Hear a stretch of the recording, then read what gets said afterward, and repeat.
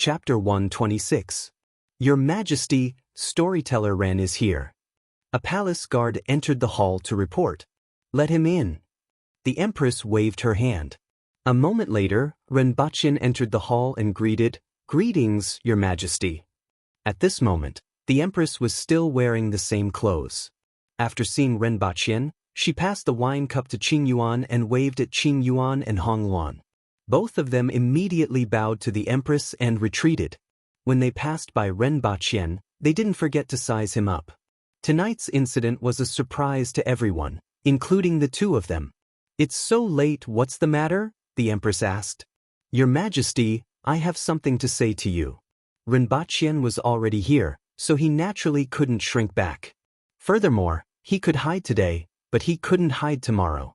Since it was going to be like this sooner or later, he had to express his sincerity. "Speak." The Empress sat up from the couch, shifted her body backward, and leaned against the back of the couch. "Come closer and speak." Ren Baqin took a few steps forward and stopped 2 meters away from the couch. Then he said, "I'm from China." "I've heard you mention it before." The Empress nodded her head. "China isn't in this world.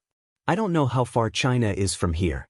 Perhaps it's separated by an entire galaxy or even a different universe," Ren Baqin said. "I thought this was the only world in this world. Is there a world outside of the galaxy? Isn't that the place where the gods lived in?" The Empress asked. "I don't know about other things, but Earth is definitely not the place where the gods lived." Ren Baqin shook his head. "Is Earth the place where you live? Continue speaking." "I have to return to Earth once every 3 days and return after 1 day. I'm afraid Your Majesty already knows about this, and I don't want to hide it from you. This kind of return trip is beyond my control, and I have no choice," Ren Baqin said. "So you can't stay here?" The Empress's voice didn't change much, but Ren Baqin felt the surroundings suddenly turn cold. Ren Baqin felt a chill down his spine, but he forced himself to remain calm and said, "Your Majesty, you're wrong."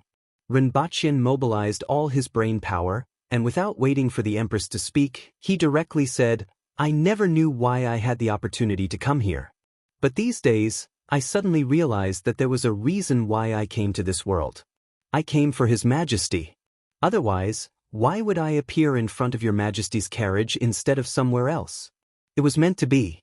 Just as Your Majesty is destined to be the king of this world, I am destined to come here to accompany Your Majesty. This was arranged by the heavens, and the heavens were the most powerful. Since the heavens have arranged for me to be by Your Majesty's side, I will never leave." "Tell me the truth," the Empress said as she looked at Ren Baqin carefully. "Every word I said is true and comes from the bottom of my heart. If God has arranged for me to stay by Your Majesty's side for a period of time, I hope it will be 10,000 years." After Ren Baqin finished speaking, he could clearly feel the Empress withdrawing her aura. "If I find out that you lied to me, you know the consequences," the Empress said. Her pair of phoenix eyes were filled with an indescribable look. Even though she was the Empress, she had never heard such words before. Her gaze toward Ren Baqin became gentler and gentler. "It's just that I really can't control my movements, so I'll have to go back tonight. However, I feel that it's also a good thing to go back. I can help Your Majesty find something worthy of Your Majesty." "Pour me some wine," the Empress said. Ren Baqin nimbly filled the wine cup beside him and passed it to the Empress. After seeing that she had finished drinking, he filled another cup for her. "Remember your words," the Empress said again. "How can I not remember? Even if I lose my life, I will still look up to Your Majesty from the netherworld," Ren Baqin said. "Drink this cup of wine." The Empress immediately handed the wine cup over. Ren Baqin looked at the wine cup in the Empress's hand and thought that this was an indirect kiss, right? However, his hands didn't slow down. After receiving the wine cup, he drank it in one gulp. He felt that there seemed to be a fragrant aroma in the wine. "I will remember your words. Go back and look for me the day after tomorrow," the Empress said. "I will take my leave." Ren Baqin placed the wine cup at the side, bowed to the Empress and left. When he walked out of the door, he saw Qing Yuan and Hong Luan standing not far away. "Greetings to the two ladies." Rinpoche cupped his hands toward them. Greetings to storyteller Ren. Both of them bowed as well. Today, Rinpoche was no longer just a storyteller. Even if their attitude toward him wasn't like how they treated the Empress, it was still much better than before. Rinpoche found the imperial guard outside and asked him to bring him back to his previous room. After closing the door, Rinpoche went back to his bed and thought about the Empress's every move just now. He remembered the change in the Empress's attitude. So far, it seemed that he had done a good job. He wasn't too sure about other things, but Rinpoche could see that the Empress liked to listen to flattering words. This was normal. Since ancient times, who hadn't been like this? Even those famous emperors in history couldn't escape. Therefore, even the Empress was like this. No matter what, she was only a 23-year-old woman. Although her position as an empress was different, she was far superior to ordinary people in many aspects, such as the mind and vision of an empress, the governance of the country, and personal strength. However, all these couldn't hide the fact that she was only a 23-year-old woman. In some aspects, she might even be inferior to ordinary people. For example, she didn't have much resistance to pleasant words. This was especially true when she didn't hate him. Although it was a little despicable to think this way, he still had to work hard in this aspect. Of course, there were other actions that he had to take. For example, he had to choose some gifts for the Empress when he returned. At the same time, he had to prepare information on the exploration and excavation of iron ores, as well as the smelting of iron ores. The former was private and the latter was public. He had to firmly grasp both aspects. After thinking for a while, Rinpoche fell into a deep sleep. Too many things happened tonight. His mood was like a roller coaster, and he was really too tired. When he opened his eyes again, he was lying on a soft mattress and was surrounded by a familiar scenery. I'm back. Rinpoche lay on the bed and looked at the ceiling. He was so lazy that he didn't want to move at all. In Dayo, he didn't dare to slack off. In a short period of time, he did things that he had never done in his entire life. He didn't even think that he would do them. After returning, he could finally slack off a little. He rolled a few times on the bed and lay down for a long time before sitting up. Rinpoche stood in front of the window and looked out. It was snow-white outside, and the entire neighborhood was white. It should be 7 or 8 o'clock at this time, but he didn't see the sun. The sky was a little gloomy, and it looked like it was going to snow soon. Another 12 days had passed, and it was now the middle to late November. Chapter 10. Thank you to Lost Sheep 2007, and thank you to Eli for your tips. There were also Seal, and Zai for Special Operations, Lan Yao from Heaven, and Jia Geng from Quick Update. This sentence was very roundabout. There was another chapter at around 12 o'clock, and he would update it tomorrow. Chapter 127. Rinpoche stood in front of the window for a while and seemed to have regained some of the feeling of being on Earth. He turned around and looked at the surveillance camera to see how he left this place 3 days ago. He sat on the chair and rewound the footage. When he appeared on the camera, it stopped and then played forward. At that time, he was sleeping on the bed. Then, he disappeared into thin air along with the things beside him and the bedsheets. There were no signs and there was nothing wrong. Rinpoche rewound the footage again and played it again in slow motion. Indeed, there were no signs and he just disappeared into thin air. After watching it twice, Rinpoche leaned back on the chair. In this case, it would be very difficult to find the reason for his transmigration. Could it be that he had to continue transmigrating like this? Rinpoche suddenly thought that if he could really choose a world, would it be better to stay on Earth or in that world? The advantage of Earth was that life was stable, there were computers, mobile phones, and all kinds of convenient things. As long as the black mud cream was on the market, he could even buy a small island to live on. As for that world, it was full of unknowns.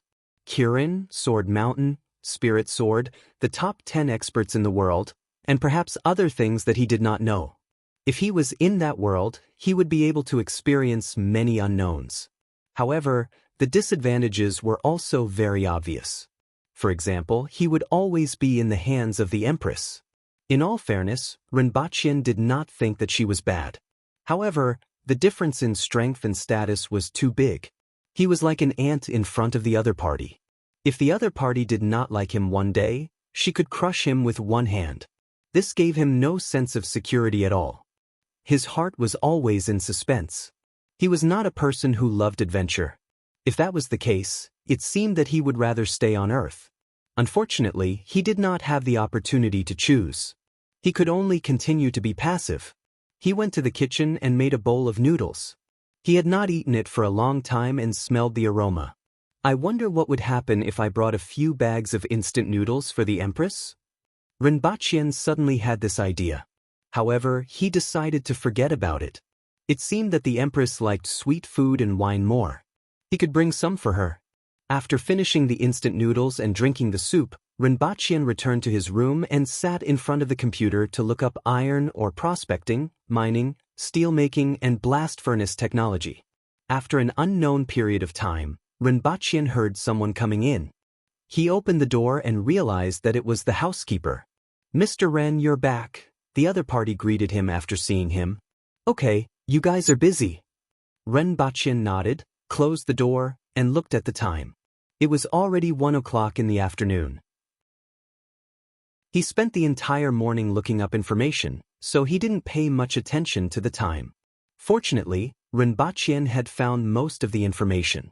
Furthermore, Rinpoche had also selected some of them. It should be able to be built in Dayo. He just had to find a place to print it out when he returned.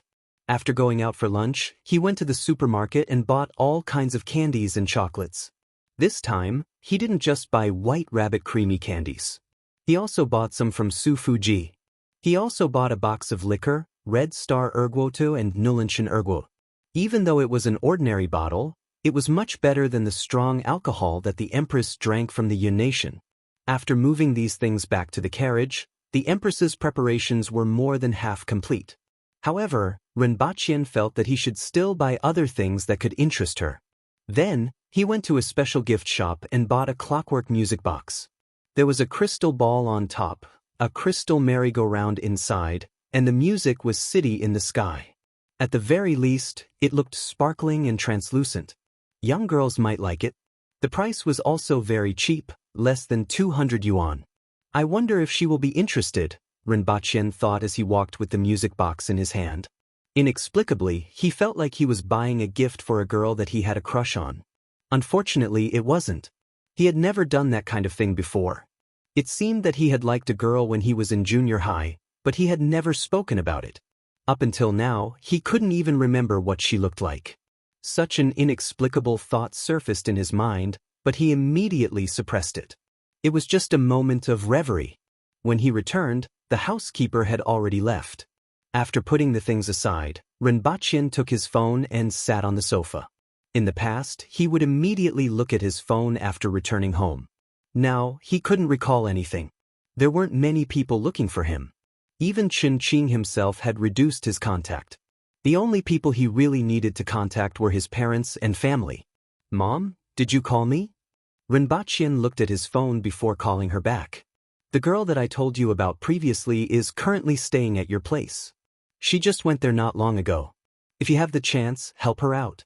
Even if you are not fated to be with her, you can still be friends with her. Don't think that just because you have some money now, you won't be able to find someone to help you in the future." Once the call was connected, he was immediately hit in the face. "I got it. Send me the phone number." Rinpoche put the phone away from his ear and waited for the other side's voice to become softer before replying. "I have already sent the phone number and name to you. Hurry up and contact her," his mother reminded him again. "I got it." Rinpoche really wanted to say, "Don't play matchmaker for no reason. Actually, your son likes men." However, if he did that, his parents would probably come here tonight. He threw his phone aside and didn't even take a look at the WeChat message from his mother. What did that someone's daughter or niece have to do with him? He had enough things to deal with now and really didn't have the mood to care about others. For the next 2 days, other than going out to print some documents, Rinpoche had been cooped up in the house. During this period, he diligently tidied up the bedroom. It couldn't be helped. His slippers left footprints on the floor. He didn't know why it was so dirty with the windows closed. 2 days later, when Rinpoche woke up again, He was already back in that unfamiliar room in the palace. The things that he wanted to bring were all beside him. There were a total of 2 boxes of 24 bottles of wine, a music box, a stack of printed documents, and a pile of milk candies. Renbachien pushed open the door and saw a new imperial guard at the door. "Can I see Her Majesty now?" Renbachien asked. "I'm afraid Her Majesty is in court now. Storyteller Ren will have to wait for a while." The imperial guard turned around and replied. From that night onwards, everyone that he met first swept a glance at him from head to toe. Renbachien was already used to this kind of gaze. Only when it was almost noon did the imperial guard come to inform him, "Storyteller Ren, Her Majesty wants to see you. Please help me move my things." "Thank you." Renbachien followed the principle that it would be a waste if he didn't use someone. The imperial guard carried the 2 boxes of wine while Renbachien brought the candy and crystal ball into the hall. The empress was standing in front of the mirror and Qin Yuan was helping her to tie up her hair. Renbachien gestured to the imperial guard to place the things on the floor. He then walked forward and said, "No matter how Her Majesty dresses up, her looks will be unparalleled and make others feel ashamed of their inferiority.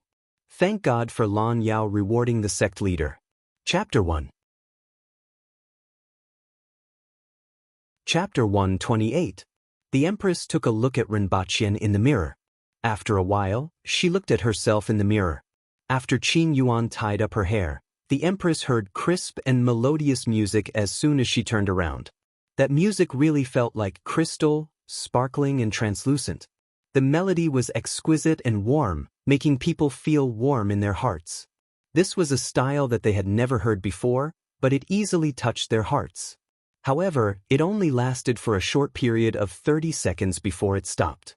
"Your Majesty, this is the gift that I picked out for you," Renbachien said as he held the music box in his hands. "Did the music just now come from this?" The Empress asked curiously. Renbachien was holding a base with a crystal ball on it. There were 3 wooden horses inside that rotated along with the music. It was very exquisite. At the very least, the crystal ball and the crystal wooden horse in the crystal ball looked very exquisite. "Yes, Your Majesty. As long as you twist the spring at the side, you can play the music," Renbachien said. The Empress took the music box, twisted the spring at the side, and sure enough, the music sounded again. The 3 wooden horses also rotated along with the music.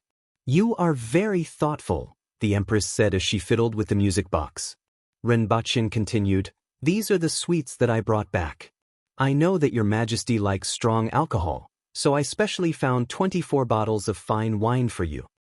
Bring them over." Renbachien passed the sweets to Qin Yuan and ran back to open the 2 boxes. He took out a bottle and unscrewed it to show her how to open it. After that, he screwed the cap and presented it to the Empress. Ordinary glass bottles were considered very crude in China, but the people in this world didn't think so.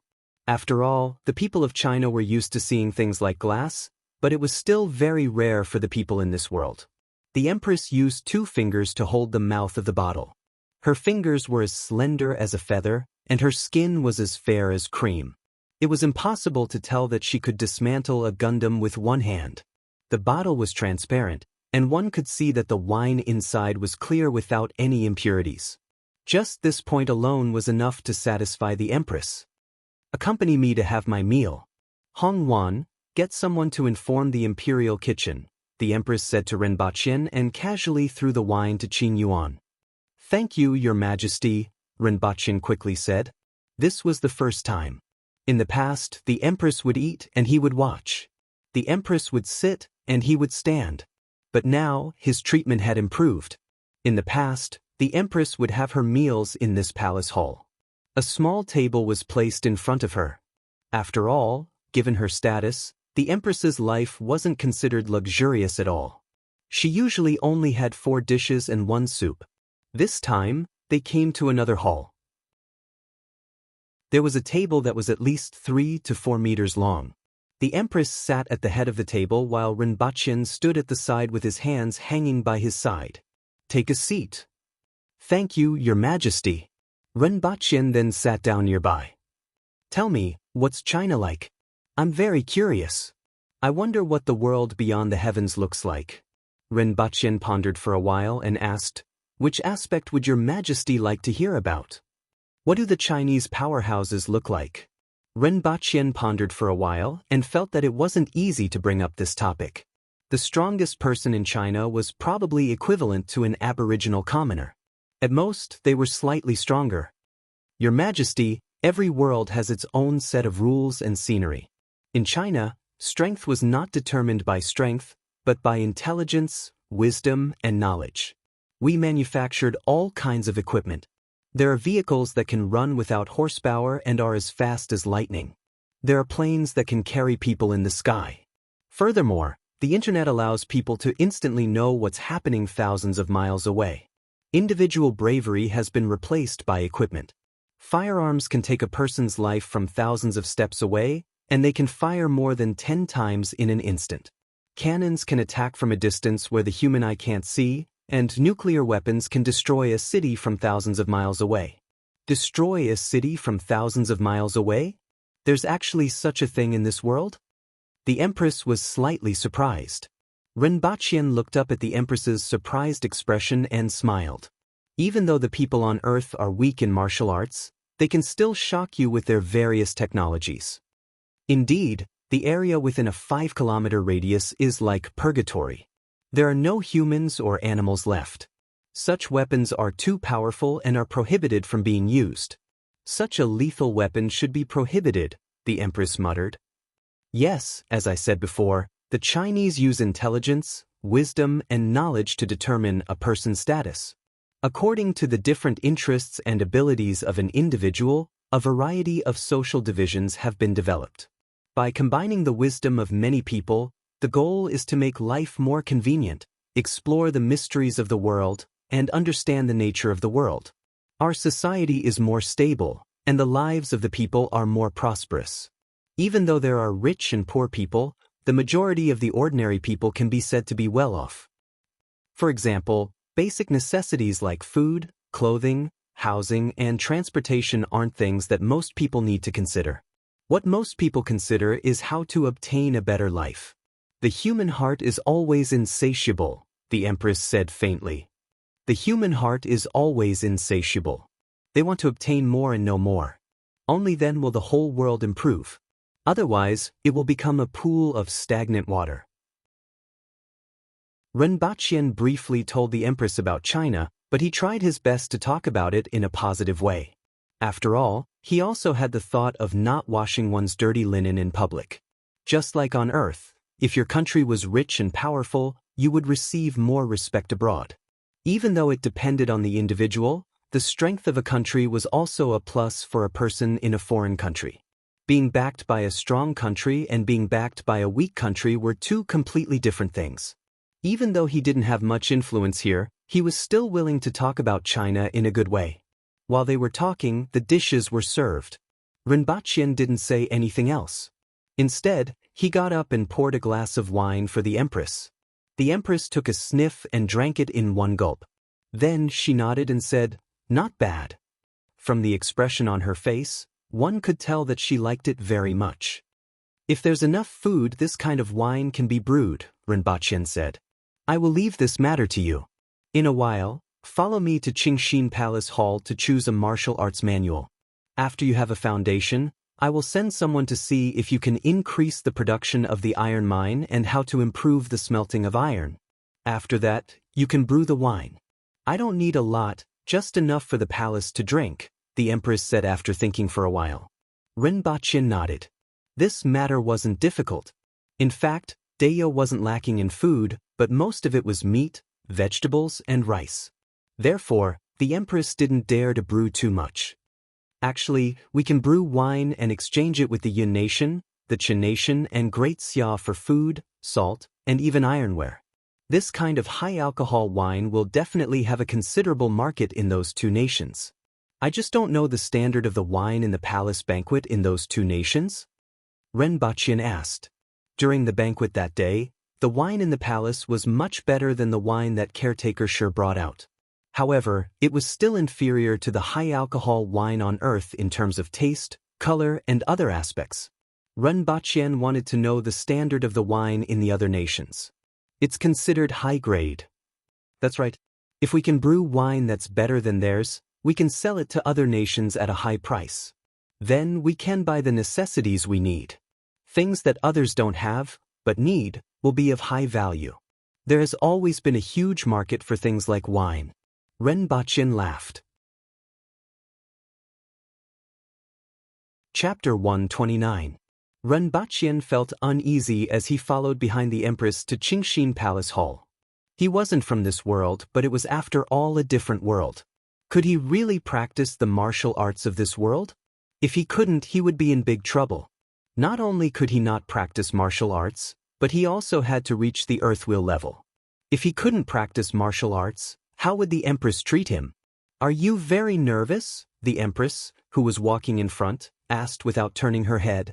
A little, but I don't know if I can practice it, Ren Baqin said bluntly. If it's not here, I will go somewhere else to get it for you. A cold voice traveled to Ren Baqin's ears. It would be a lie to say that he wasn't touched. This was not something that could be said casually. Even if she was the Empress of Dayo, the only martial arts that were suitable for Ren Baqin were the martial arts of the other three nations.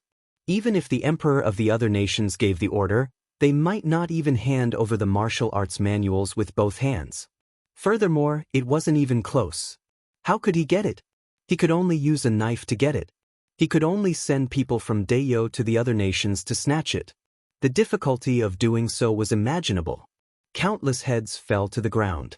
Whether it was the aboriginals or the people from the other nations, it was the same. How could Ren Baqin not be touched by the Empress's words? I am really frightened to receive such treatment from your Majesty, Ren Baqin said from behind. Just do your job well. The Empress didn't care. Qingxin Palace Hall was still the same as before. Lin Xiaola was still sleeping soundly. When she heard someone enter, she looked up and saw the Empress. In a panic, she pushed the table over and stood up. The sound of the table falling to the ground wasn't soft, especially in such an empty environment. Your Majesty! Lin Xiaola quickly greeted. Then, she saw Ren Baqin looking at her with a smile behind the Empress. She immediately widened her eyes. Don't be so flustered, the Empress said and continued to walk forward. Ren Baqin could tell that the Empress was very tolerant of Lin Xiaola. Lin Xiaola stuck out her tongue at the back and obediently caught up with him. Your Majesty! The old woman on the second floor stood up to welcome the Empress. Librarian Lin, find a suitable martial arts manual for him. You have a better understanding of the second level. As the Empress spoke, she turned around slightly and revealed Ren Baqin. When Librarian Lin raised her head, there was a flash of light in her eyes. It was as if she had seen through Ren Baqin. Ren Baqin felt a chill in his heart. He thought to himself that this old lady's gaze was actually so terrifying. It was almost like a knife. This old lady wants to see which one is suitable for him. Supervisor Lin said to the Empress. She took a few steps forward and placed her hand on Ren Baqin's shoulder. With a slight movement of her fingers, Ren Baqin suddenly lost control of his body and followed the direction of her finger to turn his body. Librarian Lin reached out her hand and began to feel his bones from the back of his head. She moved his spine down section by section. After a while, she turned around and said, Your Majesty, his body is too weak, and he is old. He has also lost his yuan yang. If he wants to practice, there is only one Rui visualization in this hall. When Librarian Lin said that Ren Baqin had lost his yuan yang, Ren Baqin felt Qin Yuan, Hong Luan, Exing, and Lin Xiaola looking at him. This made him extremely embarrassed. This Rui visualization starts with visualization. First, you have to observe yourself. After reaching this step, you have to supplement your body with medicinal herbs. After that, you have to strengthen your body. This isn't easy to get started. It requires a clear mind. If it's him, his mind will be in a mess. From this old lady's point of view, it will be difficult for him to achieve anything. A mess of mind. This evaluation was indeed accurate.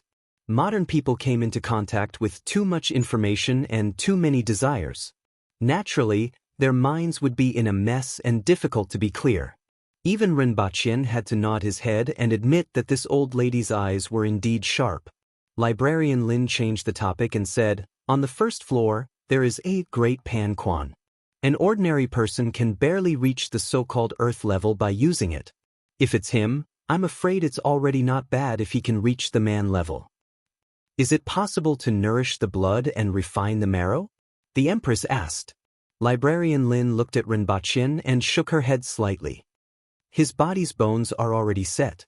Unless he can repair himself, even if he expends a large amount of effort to nourish the blood and refine the marrow, he can only reach the threshold of the earth will level. It will be extremely difficult for him to advance further. If he wants to repair the minute parts of his body, he needs to have complete control over his body. Only the Rui visualization can do that. There are only these 2 books in the entire Qingxin Palace Hall? The Empress frowned and asked. Only these 2 books are suitable for him, Librarian Lin said bluntly. After hearing this, Rinpoche understood that the first book was actually the best. If he could master it, it wouldn't have much of an impact. However, his mind was in a mess and it would be difficult for him to master it. Even though he could practice the second book and could get started with it, his body's foundation was too weak and it would be difficult for him to achieve anything. However, not only was Librarian Lin's eyes sharp, she was even able to remember the pros and cons of the countless martial arts manuals in Qingxin Palace Hall. She only needed to look at his body's condition to know which martial arts was suitable for him. With so many martial arts manuals, even a photographic memory would be difficult to achieve. No wonder the Empress was very polite to Librarian Lin. With this kind of strength, no matter where she went, she would receive courteous treatment. Rinpoche saw that the Empress was deep in thought and said, Your Majesty, I would like to ask if the Rui visualization can be successful if one's mind is clear. You can only get started if your mind is clear and transparent. As for what happens after that, it still depends on you. The old woman looked at him and said, My original intention was to let you practice that great pan boxing. First, nourish the blood and refine the marrow to strengthen your foundation. Then, after you reach the upper levels of the man level, I will think of other methods for you. What do you think? The Empress said to Rinpoche. Lin Xiaola opened her mouth slightly and formed an O shape. The Empress had personally brought him to find a martial arts manual for him. It was already a great kindness. She actually asked for his opinion? Did the Empress think so highly of him? In fact, what happened that day had almost spread throughout the palace. She was the only one who didn't know anything as she lay there sleeping every day. However, even though Qin Yuan, Hong Wan, and Xenja were clear about the matter, they still felt that the Empress treated Rinpoche differently. If it was someone else, why would the Empress spend so much effort to pave the way for him? Your Majesty, allow me to consult Librarian Lin. May I know how long it takes for a person with a clear mind to get started with Rui visualization? Also, what is the standard for a person with a clear mind? Rinpoche asked. A clear and transparent mind without any distracting thoughts. It only takes 1 day of comprehension and 1 month of comprehension. This martial arts manual only requires a clear mind and doesn't have high requirements for other things. It's just that not many people can do this, Supervisor Lin said. I am willing to give it a try for 2 months. If it doesn't work, I will change to another method. I seek your Majesty's permission, Rinpoche said to the Empress. If you want to give it a try, then go ahead. I will see if there are any other methods within these 2 months. The Empress nodded her head. After all, Rinpoche came from another world. Since he made such a request, perhaps he had his own methods. At the same time, she could also make use of this time to prepare and see if there were any other methods. The others were somewhat moved. Under such circumstances, the Empress was still thinking of ways to help Rinpoche. This kind of favor was really generous.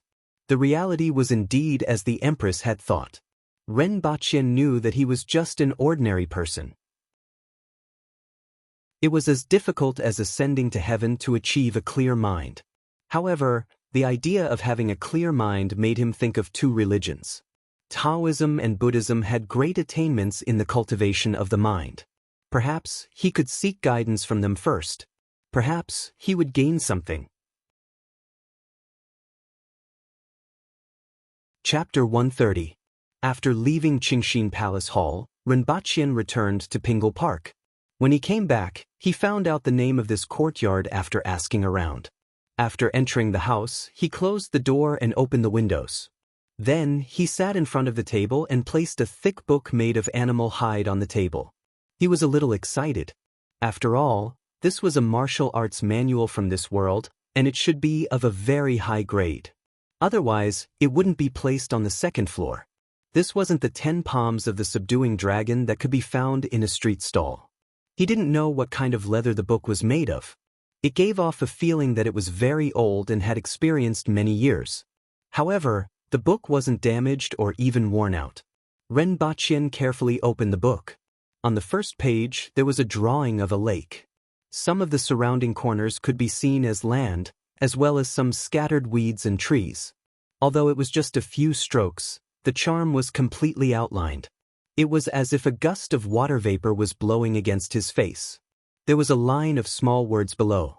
However, after looking at it for a long time, Renbaqian could only recognize one word. If he didn't guess wrongly, it should be water. After all, there were many similarities between hieroglyphs. However, he was at a loss for the other words. Every word was like a drawing. The Empress didn't ask about his progress, and he had forgotten about it. Seems like I still have to learn how to read. At least I have to find someone to translate this book. Renbaqian pondered and flipped a few pages. On the second page, there were many small words. On the third page, there was a forest. On the fourth page, there were many more small words. Renbaqian continued to flip to the next page. It was a page of pictures and a page of words. There were a total of 9 pictures. After the 18th page, there were 5 or 6 pages full of words. The last page was another picture. Forget it, I can't understand anything. If I can learn it just by looking at pictures, then it's simply a joke. Renbaqian carried the book and went to Qingshin Palace Hall. This Rui visualization shouldn't be a problem for Lin Xiaola to read, but not for other people.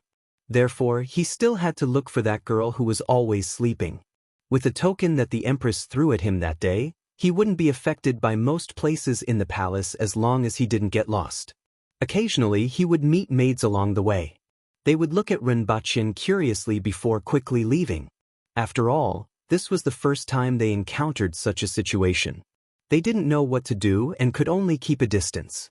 When he opened the door of Qingshin Palace Hall, Lin Xiaola was still dozing off and her face was plastered on the table. Apart from the few days when Renbaqian was learning how to read, she would sleep for at least 20 hours out of the 24 hours a day. It was to be expected that she would be like this. Renbaqian knocked on the table a few times to wake her up. When she realized it was Renbaqian, she immediately yawned again. With an unhappy look on her face, she asked, "What are you doing here again?" "School," Ren said. Renbaqian of Lin of Palace Hall. "Ren has school." Lin. "You've been missing for so many days, and I've only dared to eat 2 pieces a day. If you hadn't come back, I would have gone looking for you." Lin Xiaola was rather happy to receive sweets and do things for him. She didn't even sleep and continued to translate for him until evening. After 3 days of running around Qingshin Palace Hall, Renbaqian finally understood the Rui visualization. In this technique, the human body was divided into 5 elements.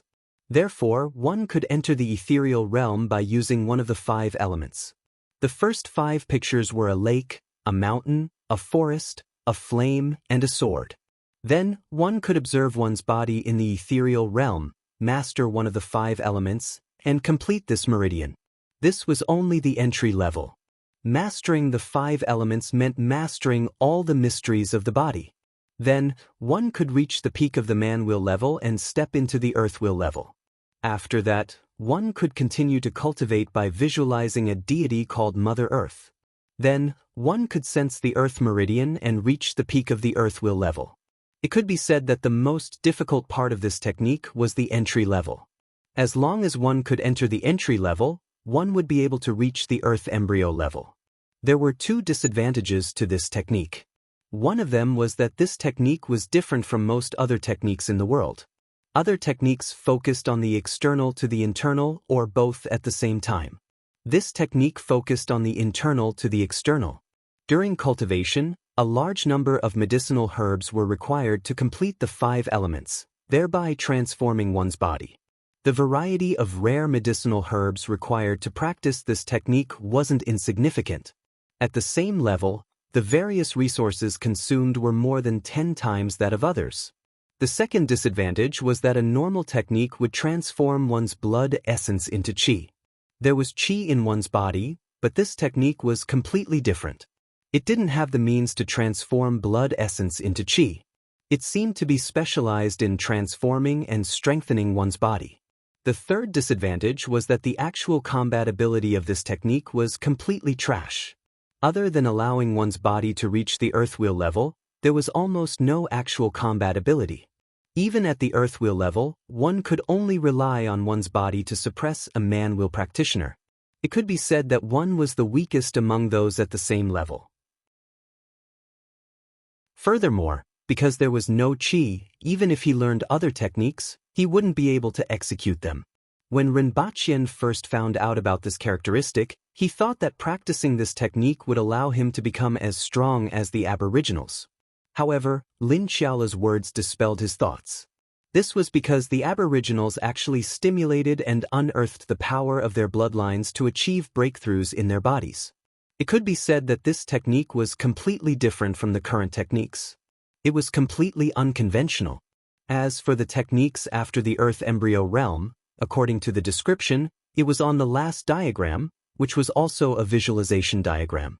The diagram depicted a ferocious-looking man with 18 arms. Rinpoche couldn't tell what the Earth embryo realm would be like. He reckoned that he would only know after cultivating to that stage and visualizing that diagram. According to Lin Xiaola's reply to librarian Lin, this Rui visualization was found in the library of the Hao Nation's royal family. Even in the Hao Nation, no one had practiced this technique before. It was difficult to get started with this technique. Not only did it consume a lot of energy, but one would also be the weakest among those at the same level and could only rely on one's physical strength to bully others. What was the point of practicing this technique? After all, those who could enter the Hao Nation's library would not lack techniques. Do you still want to practice this? Lin Xiaola asked casually as she ate her candy. Rinpoche was a little hesitant. These few days, he more or less understood some things from Lin Xiaola's words.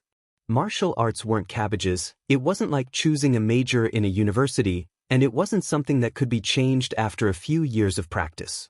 For other martial arts, if one reached a certain level, such as attaining the earthwheel level, one could change to a compatible martial art.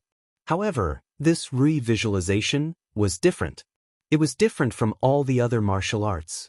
Even if one wanted to change it, one couldn't. If he chose it, he would have to walk on this path until the end. As for what would happen after the pinnacle of the earthwheel level, no one knew. It was completely unknown. If he didn't choose this technique, he would have to practice Great Pan boxing first. Then, he would have to wait for the Empress to find another martial art for him. One could imagine the difficulty of this task. There were so many books in the entire Qingxin Palace Hall. After inheriting the original library of the Hao Nation, there were still many books that were added later on. Yet only 2 books were suitable for him. If he were to search elsewhere, would he be able to find a suitable one in a short period of time? And in the process of searching, how big of a storm would he create? Even if the Empress was willing, he didn't dare to let her do this. With this thought, Rinpoche felt that he had no other choice. He could only choose this Rui visualization and walk on this path until the end. The prerequisite was that he could get started with it. As for combat power, he simply didn't consider it at all. He wasn't going to fight for no reason. If he was weaker than others, then so be it. At the very least, he would be stronger than his current self. Furthermore, there were rifles, grenades, RPGs, and all kinds of lethal weapons on Earth.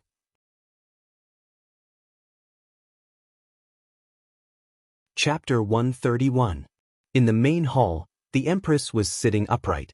After a while, Hongwu strode into the hall. "Greetings, Your Majesty.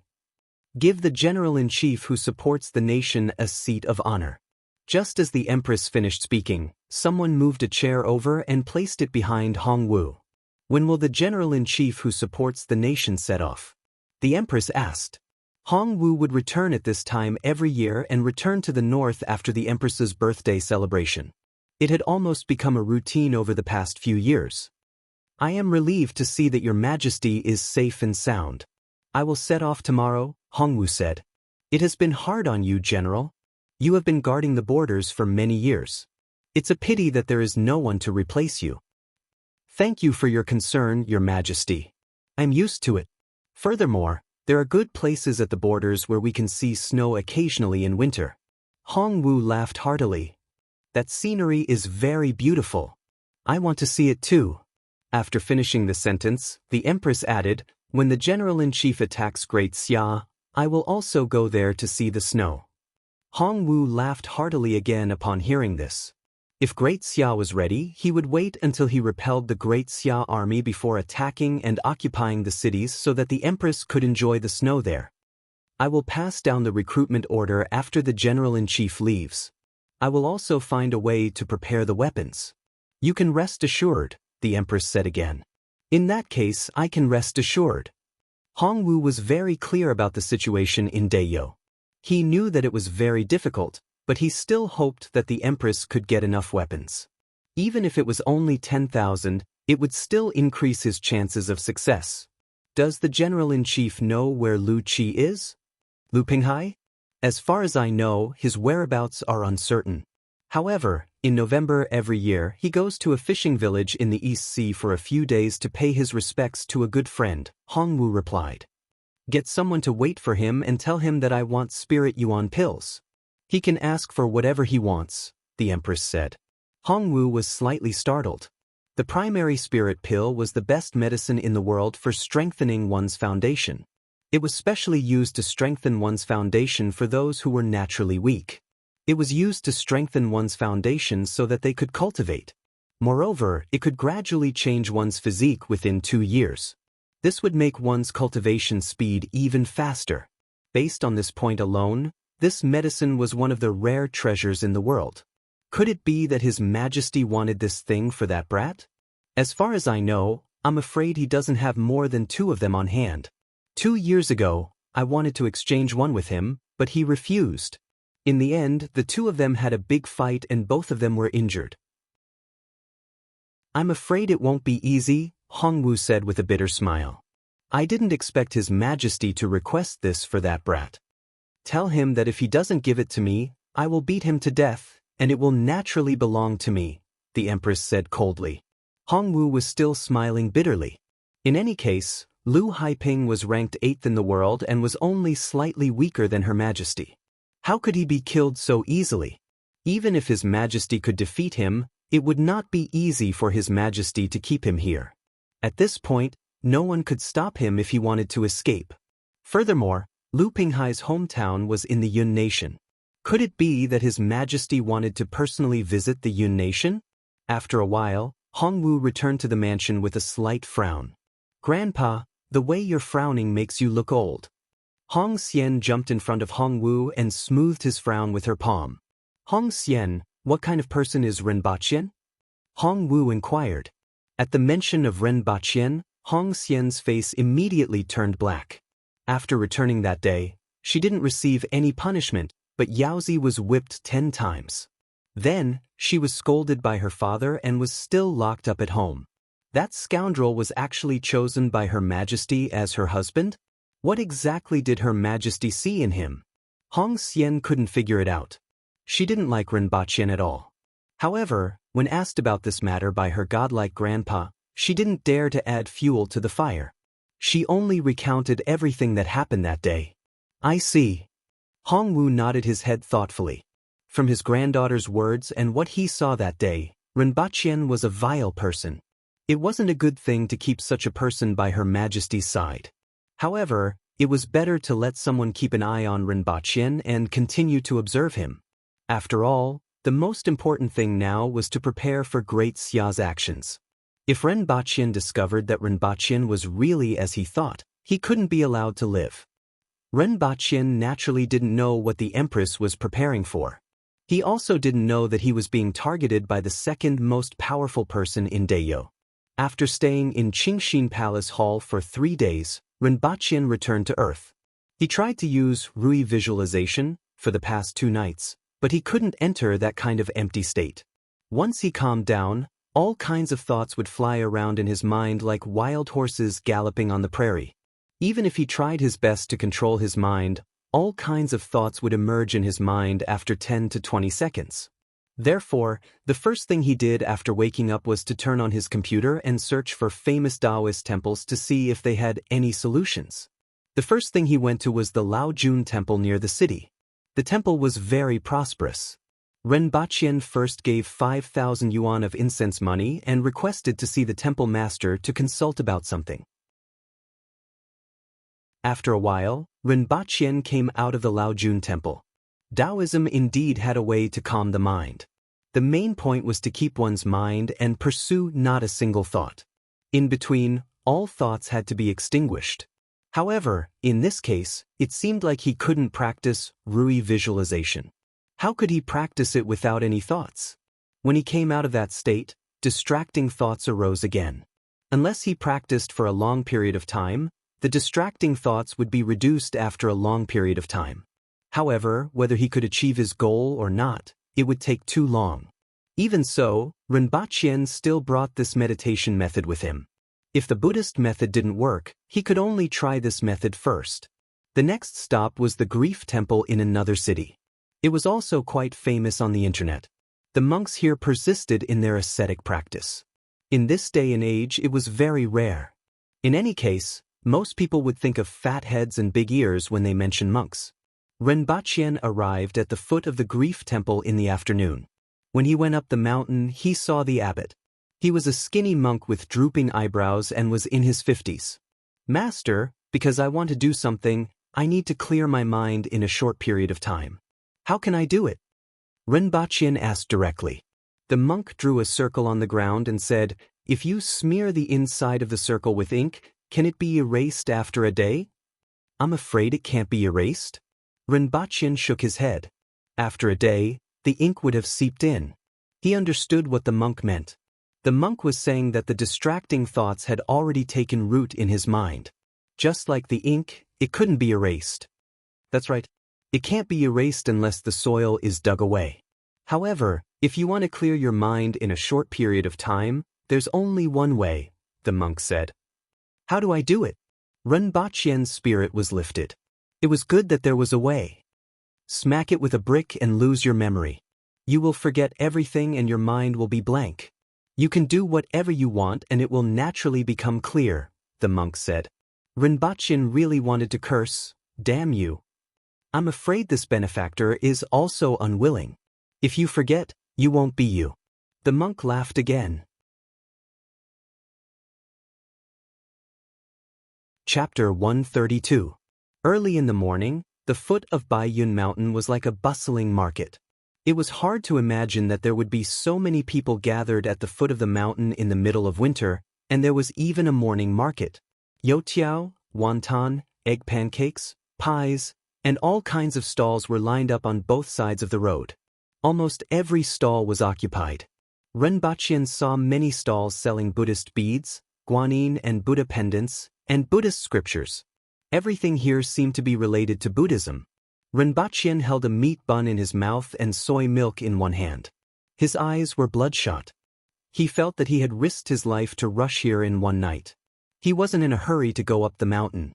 He walked around the morning market at the foot of the mountain and stopped to take a look at the stalls that he was interested in.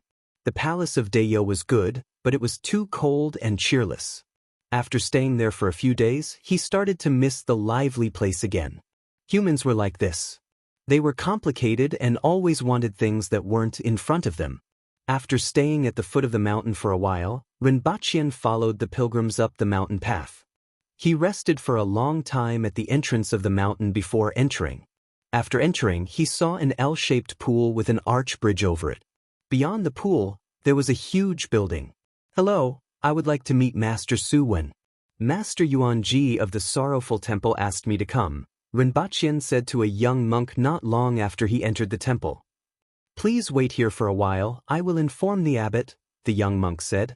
After a while, Rinpoche was invited to a guest hall at the back of the mountain. After sitting there for a while, he saw a young monk walking in from outside. He was in his early 30s and had a pair of extremely bright eyes that gave people the feeling that they were as clear as a lake. Just by looking at this pair of eyes, one could directly ignore his appearance. It was said that the eyes were the window to the soul. Was this person's mind pure and clear? Rinpoche subconsciously thought of this and quickly stood up. Greetings, master. When he lowered his head, he realized that this monk was barefoot. It was winter now, and walking barefoot was really impressive. Rinpoche immediately felt deep veneration for him. Greetings, benefactor. Benefactor, you came from Senior Yuanji's place. May I know why you are looking for me? Su Wen sat on a chair with a gentle smile on his face. His voice was very clean. Yes, from beginning to end, the monk gave him a feeling of cleanliness, be it his gaze or his voice. Even though his feet were covered in dust, it still gave Rinpoche this feeling. Master, because I have to do something, I actually have to visualize a picture in a state of emptiness. I have to maintain a clear mind and do it in a state without any distracting thoughts. How can I do it? It has to be done within a month, Rinpoche said respectfully. He didn't want to go into so much detail, but he couldn't do anything about it since he didn't get it from the first two places. This person looked extraordinary, so he told him the truth. Su Wen pondered for a moment and said, look at that picture every day, from morning to night, even when you're eating and thinking about it when you're sleeping. Don't let that picture leave your sight for even a moment. Until that picture occupies your entire mind, leaving no space for even a moment, you will be able to do it. So simple? Rinpoche asked in surprise. It just looks simple. Su Wen laughed. Rinpoche thought about it carefully. This method was indeed easier said than done. Whether it was day or night, he had to look at the same picture without the slightest bit of distraction. From morning to night, he had no idea how long it had been. He had to make sure that there was nothing else in the center of his eyes except for the picture. It was indeed easier said than done. Although it was difficult, it was a way to eliminate distracting thoughts. Moreover, it was more time-saving than the mind-calming method. Thank you, master. Is there any other way? Rinpoche still asked. There are gains and losses. If you don't want to pay, how can you gain? Su Wen laughed. Rinpoche stood up and said, thank you, master. No matter what, this was a good method. Don't be anxious, please wait a moment. Su Wen smiled at Rinpoche, stood up and left the room. Rinpoche didn't know what he meant, so he waited in the room. After a while, Su Wen returned with a thin booklet in his hand. He passed it to Rinpoche and said, you can read this booklet every day. It has the effect of calming your mind and nourishing your qi. Thank you, master. Rinpoche cupped his hands. He was used to this kind of greeting and it was completely subconscious. It's all right. I just want to say something. Benefactor, you can remember it. In this world, there are gains and losses. If you want sincerity, you can't exchange it with sincerity. Using words is just a small trick and won't last long. Rinpoche stiffened after hearing this. He felt his heart beating faster.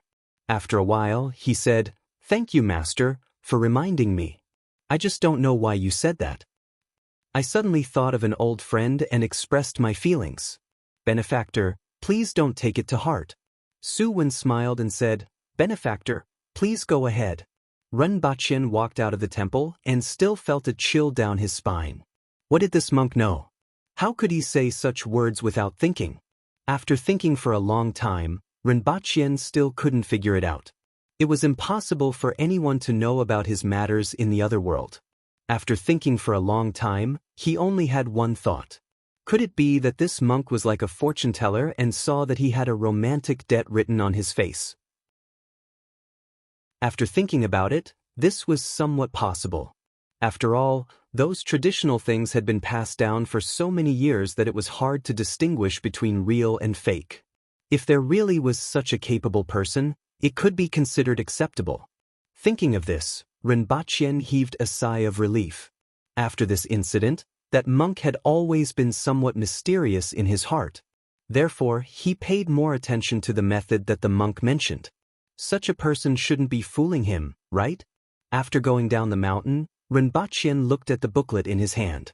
On the cover was the Heart Sutra of Prajnaparamita. After flipping it open, he realized that there were only 3 pages. 1 page of scripture and 2 pages of explanations.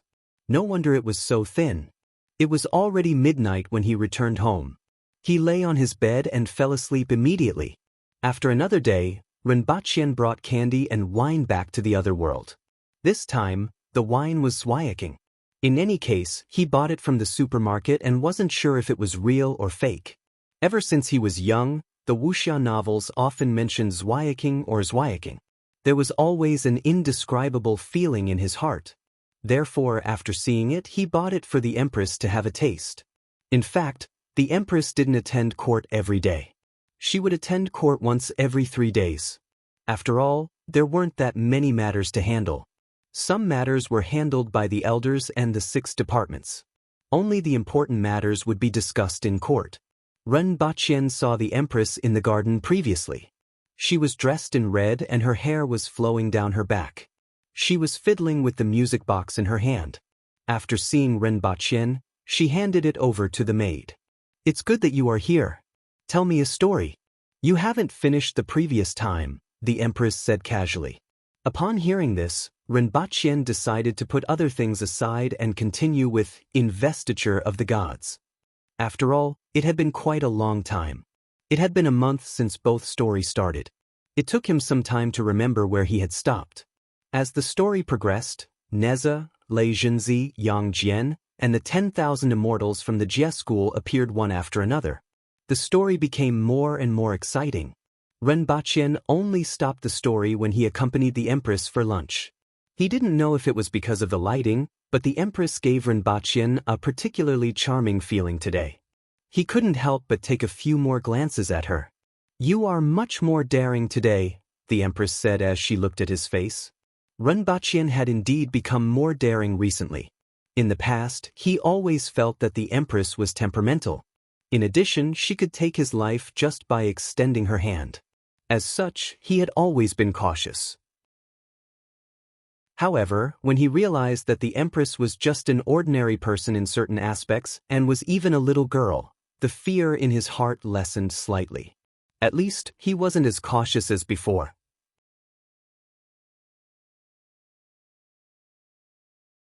Chapter 133. At noon, in the garden, the sun shone on the man in front of her. It was as if he was covered with a layer of radiance. He said, "If beauty in the world has a color, it must be the red color now." At this moment, Qi Zixiao felt an indescribable panic in her heart. Her heart was beating rapidly. Following which, a murderous intent arose in her heart, but she suppressed it in an instant. "What happened to me just now? Why did I have such a feeling?" Qi Zixiao closed her eyes. She didn't know what happened to her just now. It was a feeling that she had never felt before that made her a little panicky and a little lost. It made her think that if she killed this person, she wouldn't be as flustered as she was just now. However, this thought was immediately suppressed by her. Killing him was not her original intention. It was just a subconscious reaction in that instant. At the same time that that thought was suppressed, the palpitation in her heart was also suppressed. When she opened her eyes again, her heart had already calmed down. It was just that there was a strange feeling in her heart that she couldn't explain clearly. Something was changing and quietly germinating. "How's your practice of Rui visualization going?" the Empress asked. In fact, she knew that Rinpoche definitely didn't make any progress. However, she suddenly didn't know what to say. "I was about to report to Your Majesty that I have a method that I'm not sure if it will work. During the period of practicing Rui visualization, I have to devote all my attention to it and it will be hard for me to react to the outside world. I'm afraid I won't be able to visit Your Majesty during this period of time," Rinpoche said. This was the reason why he came. If he used the method that the monk mentioned to practice Rui visualization, he was afraid that during this period of time, he would have to devote all his attention to it and it would be hard for him to react to the outside world. As long as he was slightly distracted, he was afraid that all his previous efforts would be wasted. Naturally, he couldn't care less about the Empress. It was better to inform the Empress about any problems that might arise. All right, I will get someone to send you 3 meals a day. The Empress was slightly surprised that Renbachian actually found a method so quickly. Although she didn't know if it would work, he had tried his best. Thank you for your concern, Your Majesty. Renbachian sat at the side of a small round table. He could even smell the fragrance of the Empress. It was similar to the fragrance of flowers and it smelled very good. No one spoke. Both of them were immersed in their own thoughts. Seeing that the Empress didn't have anything else to say after the meal, he bade her farewell and went back to cultivate. The Empress stared blankly at Renbachian's back as he disappeared around the corner. She then withdrew her gaze and said to the 2 people behind her, "Let's go back to the palace." Back in the palace, the Empress sat on the couch with a wine cup in her hand. She was slightly distracted. She still couldn't figure out why she had such a feeling just now. Logically speaking, with her strength, how could something like panic suddenly appear in her heart? After thinking for a long time, she still couldn't come to a conclusion. The Empress thought about the Rui visualization that Renbachian was practicing. At that time, she had also flipped through that martial arts manual and felt that it was a little strange. However, she always felt that there was something special about it. As a result, she didn't stop Renbachian. However, it wouldn't be easy for him to master it, and the Empress wasn't optimistic about his success. It seemed that he still had to prepare the spirit primary pill. First, he had to find Lu Pinghai. Get Gu Daxiong here, the Empress ordered. About an hour later, Gu Daxiong hurried into the hall. Your Majesty! Has the 7th Prince of Great Xia left? The Empress asked coldly. Your Majesty, he has already left with his men yesterday, Gu Daxiong promptly replied. Oh! The Empress nodded her head slightly. When she thought of the 7th Prince of Great Xia, she suddenly felt like killing him. When she thought of someone with such a face, she felt a little awkward. She didn't expect him to leave just after she sent someone to deliver the Kirin blood to him yesterday. However, it was good that he left. It would be troublesome if he died in Lan City. In any case, on the surface, he was here to deliver a gift to her. What about the others? The Empress casually asked again. Most of them have left, and there are very few who stayed behind. In addition, Ning Kaichen would like to see Your Majesty, Gu Daxiong said. Let him see me tomorrow. You can leave now, the Empress waved her hand and said. After Gu Daxiong left, the Empress was in a daze for quite a while. Then she shouted, Summon Hong Bao. Hong Bao was a burly man who was 2 meters tall. He had a big beard and strands of stubble on his hair. Your subject, Hong Bao, greets Your Majesty. Hong Bao's voice was extremely loud and clear, comparable to that of Shi Wanshan and his son. Pick some men and follow the 7th Prince of Great Xia's troops. When he returns to Great Xia, kill him. I want to see his head. Also, don't leave anyone who sees you alive. Your subject obeys, Your Majesty, Hong Bao said loudly. Although he didn't know how that person offended the Empress, since the Empress had spoken, even if he was the Emperor of Great Xia, he would still behead the Empress. Go and get ready. We will set off immediately. Remember, I want to see his head. The Empress waved her hand. After Hong Bao left, the Empress felt a little better. She believed that her mood would be even better after seeing that person's head. As for whether there would be any repercussions if the 7th Prince of Great Xia died, she didn't care. In any case, Great Xia was already making preparations. The Empress stood up and walked to the mirror. She looked at herself in the mirror, gently stroked her face with her fingers, and then retracted her hand. The 7th Prince absolutely didn't expect that Qi Zixiao would actually want to kill him for such an inexplicable reason. At this moment he was sitting in the carriage, fiddling with a small bottle in his hand. In any case, he had finally achieved his objective this time. With this bottle of blood, he could save at least 10 years of hard work, and he would be able to compete with his 3rd brother. However, he didn't expect that Qi Zixiao would actually want that kid who looked exactly like her to be her husband. It was really unexpected. This world was really interesting. There was actually someone who looked exactly like her. If they wore the same clothes and didn't open their mouths, even her father and her brothers wouldn't be able to tell them apart. Xiao Wu, if I were to stand next to that kid and wear the same clothes, would you be able to tell who is who? The seventh prince suddenly asked curiously. Your Highness, it doesn't mean that you are a tiger just because you are wearing a tiger's skin. Xiao Wu smiled gently, and her eyes were filled with tenderness. The seventh prince laughed heartily and hugged Xiao Wu in his arms. Originally, he wanted to find an opportunity to kill that Rinpochen. Now, it seemed that it wouldn't be possible in a short period of time. He could only look for another opportunity in the future. After returning, he would arrange for a few kamikaze warriors to hide in Lan City. That person would come out of the palace sooner or later. In this world, it was enough that there was only one of him. As long as that person wasn't dead, he wouldn't feel so carefree.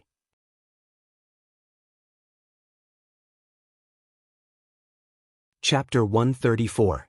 What is Storyteller Rin doing? The Empress asked faintly in the palace. The music box in her hand was emitting clear and melodious music. He hasn't left the house for a few days. Every day, he sits in front of the table and reads martial arts. He doesn't move at all. Occasionally, he would yell and pull his hair, Hong Wan replied softly. Oh. The Empress nodded her head and stuffed a piece of candy into her mouth. She felt bored these few days and wanted to listen to a story. Unfortunately, Rinpochen was practicing. Hong Wan winked at Qing Wan. This was the 5th time that Her Majesty had asked about Rinpochen every day. Did Her Majesty really like that person?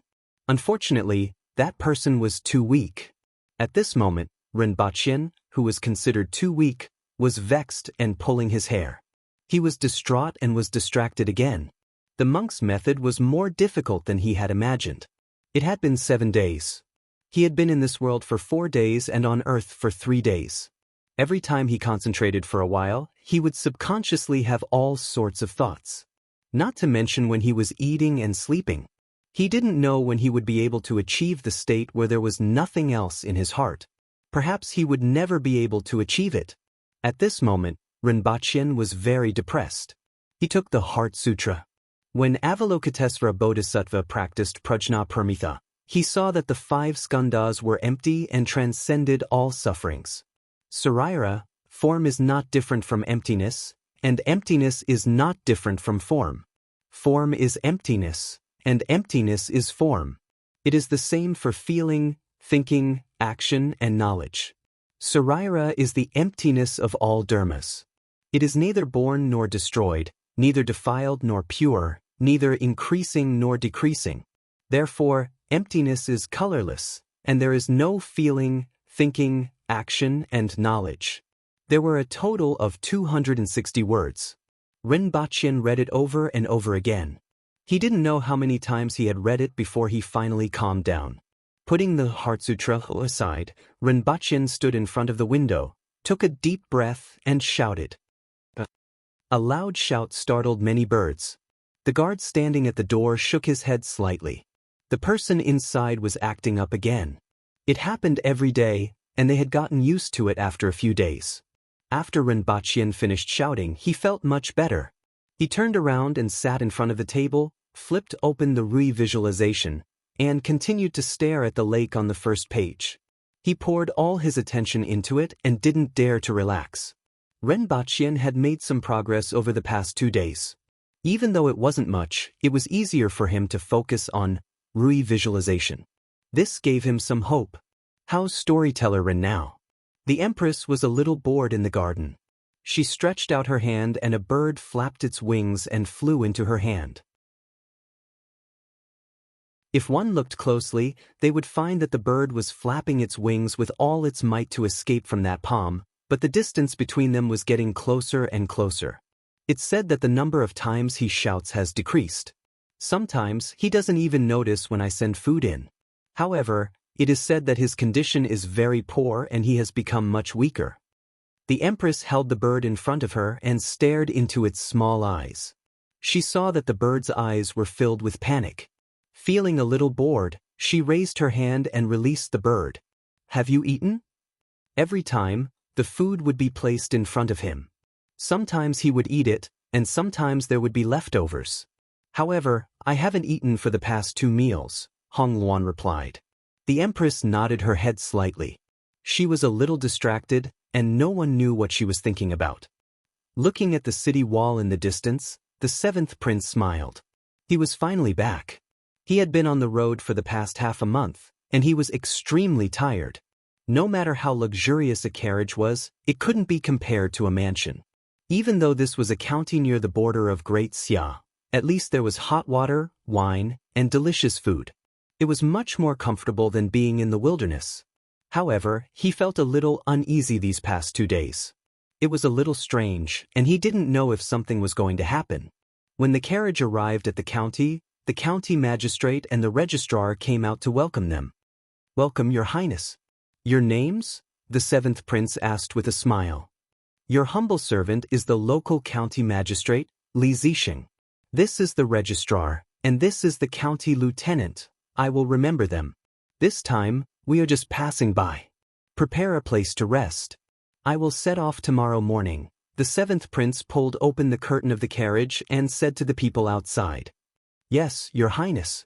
The county has prepared everything," the Kaiping County Magistrate and the registrar promptly responded. "Well done." The 7th prince nodded his head and put down the curtain. The Kaiping County Magistrate, the registrar, and the others heaved a sigh of relief. This person was really too high up, and they couldn't even fawn over him.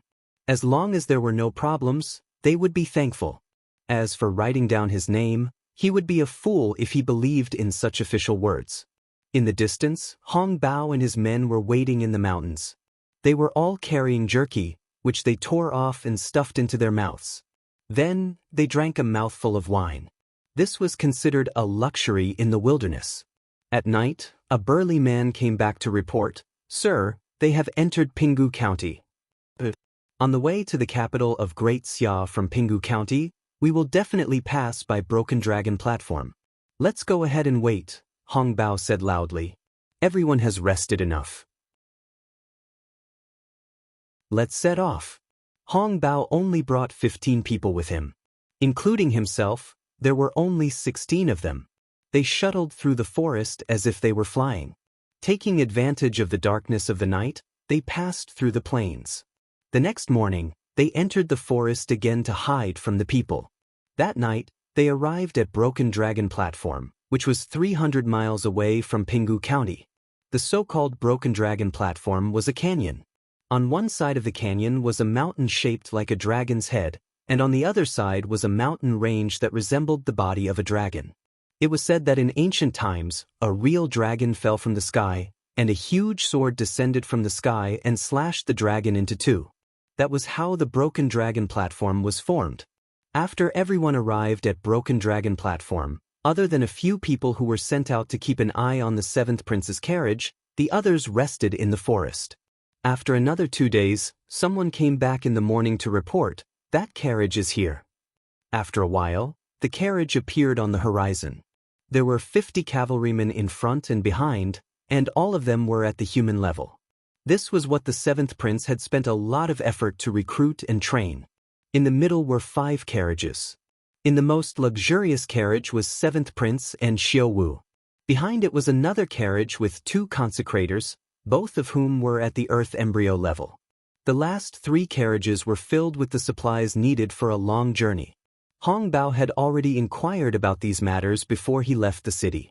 There were only 100 of them at the human level and 2 at the peak of the earth embryo level. Hong Bao grinned. After following them for so long, he could finally make his move. "Sir, what should we do?" Someone came to his side and asked. "Kill them all. Leave no one alive. Remember, I want the head of the 7th prince. Don't smash it," Hong Bao instructed. "Understood." Everyone nodded their heads. When the 7th prince approached Broken Dragon Platform, the carriage slowed down and stopped. For cavalrymen spurred their horses forward. Although it was impossible for anyone in Dayo to ambush this team, it was better to be careful. When the carriage moved forward again, Hong Bao waved his hand, and everyone removed the bows from their backs.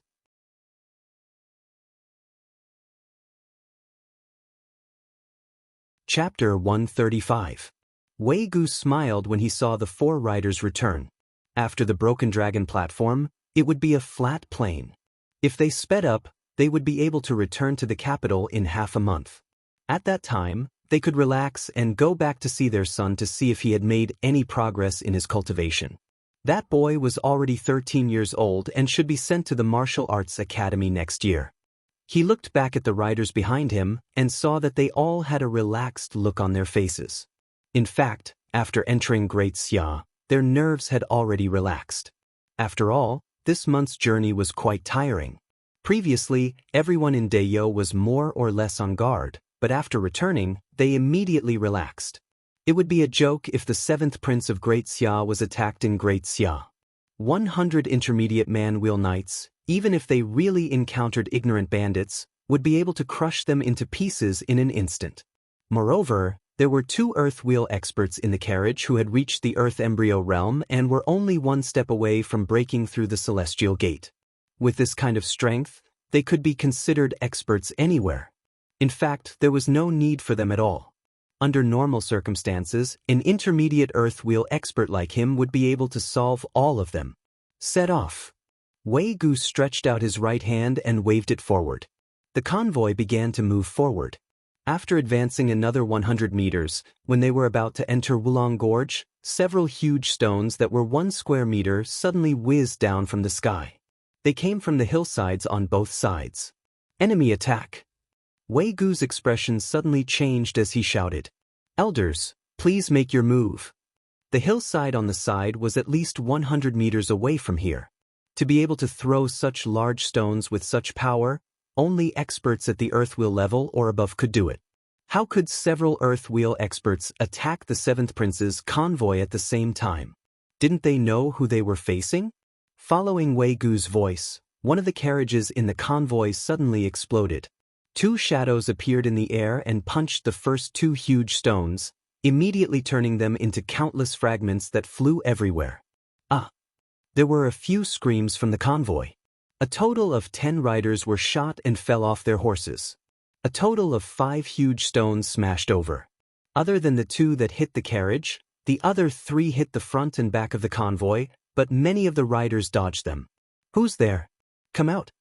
The 2 elders landed on the ground and roared, Grandpa is here." More than 10 figures shot down from the hillside and surrounded the entire convoy. There were a total of 5 cars in the convoy and 100 intermediate man-wheel knights. However, they were surrounded by more than 10 people.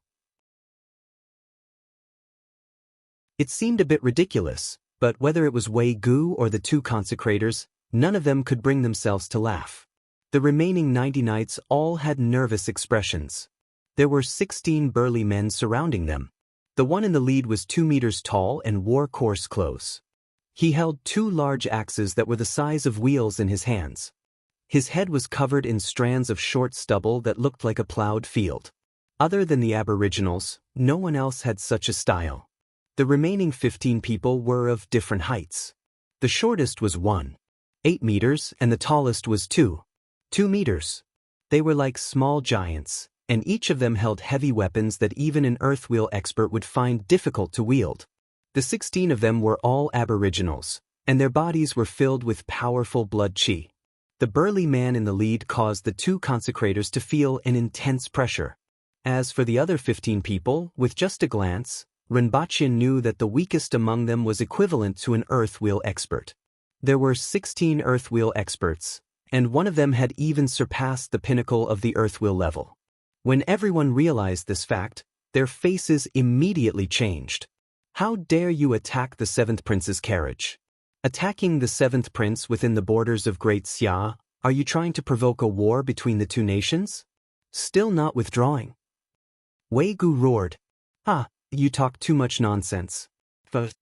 Hong Bao laughed loudly, following which, he spat disdainfully and shouted the word, "Kill." At the same time, he spun his right hand, and a huge axe the size of a wheel flew toward the cavalry in front of him with a whistling sound. Then, one of the consecrators stretched out his hand and dragged the axe into the air. Before that, the axe had already brought along a streak of blood. 5 or 6 riders and their horses were chopped into 2 halves, and the scene was filled with wails. After Hong Bao threw the axe away, he grabbed the other axe with his right hand and leaped forward. The huge axe cleaved straight at Wei Gu. Wei Gu didn't dare to block it and immediately scuttled away from the back of his horse. Hong Bao cleaved the horse's buttocks with his axe. Following which, he leaped over everyone's heads and headed straight for the carriage in the middle. "Stay here."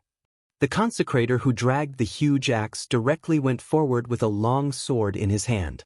He transformed into a white line and moved as fast as a meteor. Hong Bao just swung the axe horizontally in the air and blocked the sword. The other consecrator rushed into the seventh prince's carriage, grabbed him with one hand, broke the carriage, and rushed out. Xiao Wu looked at the seventh prince being taken away by the consecrator with a face full of panic and disappointment. The seventh prince didn't even have the intention to pull her back. She felt completely disheartened at this moment. She didn't even feel the splinters of the broken carriage hitting her face. It turned out that she was just a puppet in the seventh prince's eyes. This can't be blocked, right? Otherwise, that consecrator wouldn't be able to escape with the seventh prince. Xiao Wu looked at the dozens of figures rampaging through the crowd and listened to the blood-curdling screams. She smiled bitterly. Anyone with discerning eyes could see that they couldn't be blocked. They couldn't be blocked at all. Even if there were twice as many of them, they still wouldn't be able to block it. These people won't let me live. Xiao Wu understood. An aboriginal expert intercepting the seventh prince within Great Xia's borders was a big deal. If news of this got out, the entire Great Xia would be shaken. "Forget it, I'll give myself a quick death." A short sword appeared in Xiao Wu's hand, and the tip of the sword was pointed at her chest. Once those people came over, she would give herself a quick death so that it wouldn't be too unsightly after her death. At the same time, she turned to look at the hillside at the side. Some trees had already begun to turn red, which was the color of fallen leaves. This season and this location were really suitable for her burial ground. She just wanted to take a look more. Wei Gu's current opponent wasn't Hong Bao. It was a burly man using the Aboriginal Army's standard thick saber. Although he was at a disadvantage, he could still hold on for a while. Occasionally, he glanced to the side and saw that the entire team had been killed and scattered. Among them, the most eye-catching was the burly man who was 2 meters tall. Although his movements weren't considered fast, he was still faster than an ordinary man-will expert. He held a mace in his hand, and blood rained down when he swung it. "It's over." Wei Gu had a miserable look on his face. He hoped that the seventh prince would be able to escape and take care of his family for the sake of his loyalty. Hong Bao laughed maniacally as he chopped down with his axe. The Earth Embryo expert didn't dare to block and could only retreat.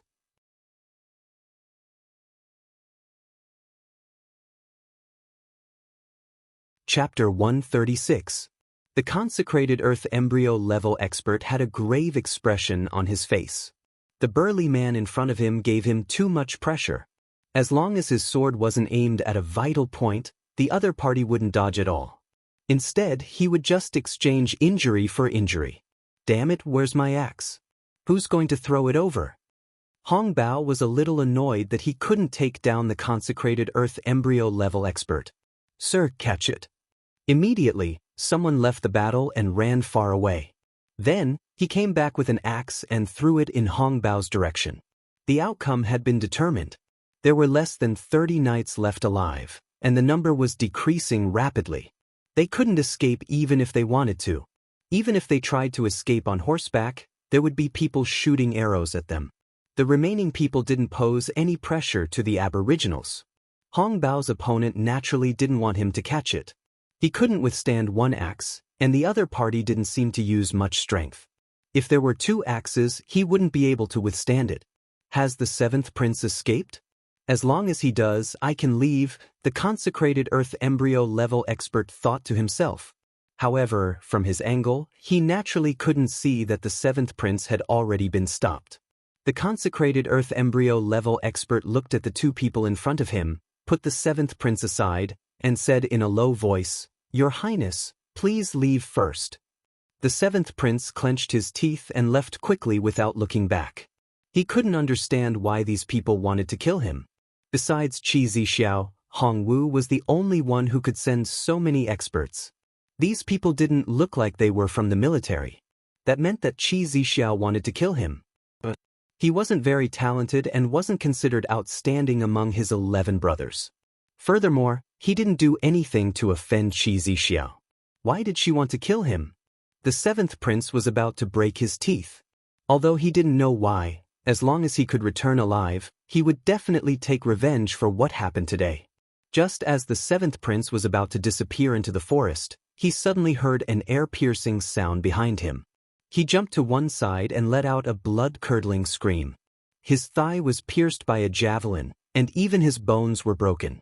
The person walking over was a burly man with 5 beast claw scars on his face. If the claw marks were any deeper, his eyeballs would probably be gone. At this moment, his face was filled with murderous intent. He looked into the distance. The consecrated earth embryo-level expert was entangled by 2 people and couldn't escape. As long as he had the intention to leave, the 2 people would definitely use of exchanging injuries for injuries. This sent a chill down his spine.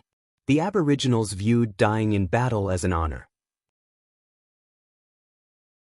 Even after death, their corpses would be buried in the 60,000 mountains, and their souls would be with their ancestors. Therefore, these Aboriginals seemed to never know what pain was, nor did they fear death. This was also what the other countries feared the most about Dayo. The 7th prince looked at the burly man who was walking step by step towards him, and his whole body trembled. The fear of death loomed over him. He had never thought that he would die here in such a situation. If he had known earlier, he would never have gone to Dayo. If it weren't for the fact that he valued the dragon scales, dragon blood, and Kirin blood so much, he wouldn't have come here in person. He didn't expect that he would invite a fatal disaster. Why does Qi Zixiao want to kill me? But the 7th prince's face twitched as he howled in anger and despair. However, the burly man did not have the slightest intention to answer him. He directly nailed the 7th prince to the ground with a javelin and then chopped off his head with a knife. When the javelin pierced the ground, a face suddenly flashed in the 7th prince's mind. Was it because of him? But why exactly? In the vicinity of the carriage, the battle had already come to an end. Among the 100 intermediate man-wheel experts, not even a single horse was spared. Only corpses were left on the ground. Wei Gu's eyes were wide open as he looked at the sky.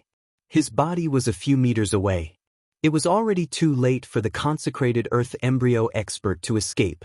Other than Hong Bao, who was opposite him, there were 5 or 6 burly men outside the battlefield who were laughing heartily with their arms crossed. "Sir, you are the slowest." Hong Bao's eyes were bloodshot as he cursed, "Damn, this bastard is too slippery." The 2 axes in his hands were the size of wheels, and he was brandishing them like a windmill. The ground around him was almost 3 feet deep, and gullies covered a radius of 100 meters. Although his opponent was already covered in injuries, he still couldn't take them down. The consecrated earth embryo expert laughed bitterly. He knew that he wouldn't be able to survive today. However, his dignity as an earth embryo expert made him unwilling to die like this. Even if he died, he wanted to drag his opponent down with him. Very quickly, he found a gap and pounced into the shadows of the axes. The sword in his hand suddenly disappeared, and when it reappeared, it was already in front of Hong Bao's throat. Pithif! The axe in Hong Bao's right hand suddenly sped up and chopped the consecrated earth embryo expert's chest. Hong Bao's other axe flew out, and his left hand blocked the throat of the consecrated earth embryo expert. The defense of the Aboriginals was very strong. Before the consecrated earth embryo expert died, his sword pierced through Hong Bao's palm and was caught. It only caused a small wound on his throat. Damn, he's quite difficult to deal with. Even in death, he still wants to bite me. Hong Bao threw the axe to one side, pulled out the sword from his left hand with his right hand, and casually threw the head of the consecrated earth embryo expert to the ground. "Everyone, go and see if there are any survivors. I will go and take a look." "Don't let that bastard escape," Hong Bao shouted, carried the axe, and headed toward the other battlefield. However, by the time he arrived, it was already over. He was surrounded by 7 or 8 earthwheel experts. The consecrated earthwheel expert didn't manage to escape either. Before he died, he killed one and injured 3 others. Hong Bao went over to look at the burly man whose neck had been slit. He felt that it was a pity. Other than having a foul mouth, this bastard wasn't bad. Carry him back. We can't let him wander around outside. Go back first, find a place to deal with his body, and send him back to the mountains, Hong Bao instructed. The others didn't say much. They directly carried him on their backs and didn't care that his body was bleeding all over. This was the blood of a brother, and there was nothing to dislike. Hong Bao crushed the head of the consecrated earthwheel expert with his foot. The burly man with 5 claw marks on his face handed over the head of the 7th prince. Sir. Hong Bao took the head and looked at it. Mission accomplished. Go back and pack up. Prepare to retreat. Just as they returned, someone shouted, Sir, there's a group of people. They seem to be a caravan returning from our place. Did they see us? I saw them. They're retreating. Kill them all, Hong Bao said coldly. Hong Bao replied coldly. He raised his head and looked into the distance. Indeed, there was a group of people running away hurriedly. 8 of them chased after the caravan, while the rest of them destroyed some of the distinctive wounds on the corpses. For example, the wounds caused by the mace. Not many people in Great Xia used this kind of heavy weapon, and many aboriginals liked to use it. When Hong Bao passed by the 7th prince's carriage, he took a look inside and saw an exceptionally beautiful lady leaning against the carriage. A dagger was stabbed into her chest, and she was no longer breathing.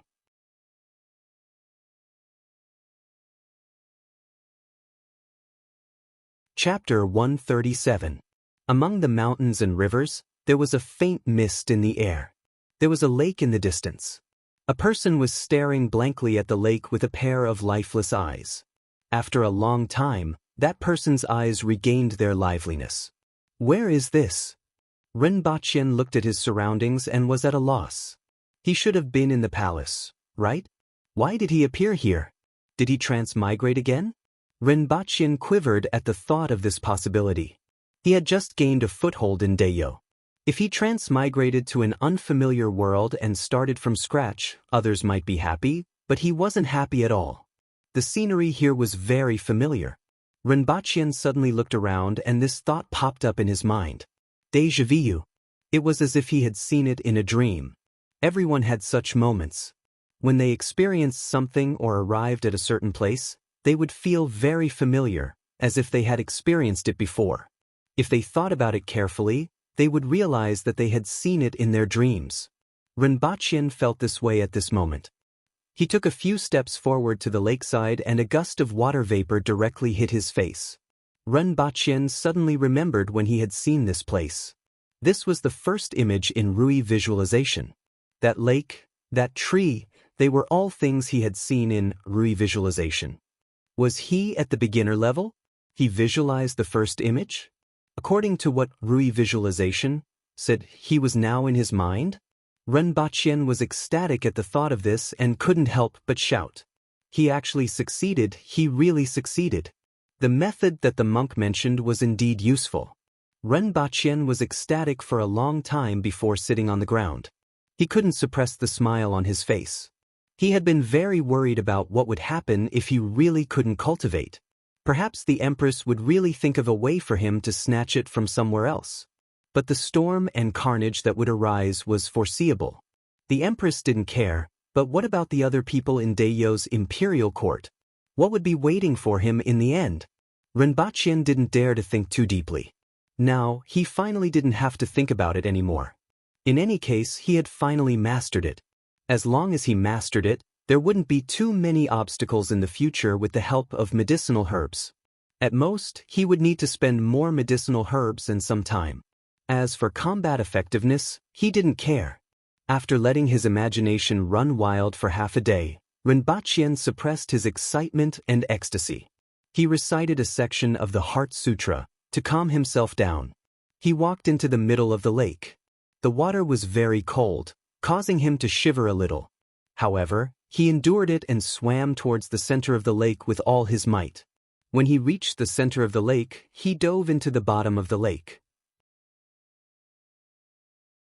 After a long time, Renbachian woke up with a start and realized that he was in a room in Pingshin Park. Following which he felt dizzy and his vision turned black. He couldn't help but throw himself onto the bed. After an unknown period of time, Renbachian woke up from his sleep and felt a little better. Although he still had a headache, it was not as severe as before. Previously, he had plunged 15 meters into the lake before he could no longer hold on and woke up. According to the Rui visualization, the visualization of water could only be considered complete if one could reach the bottom of the lake.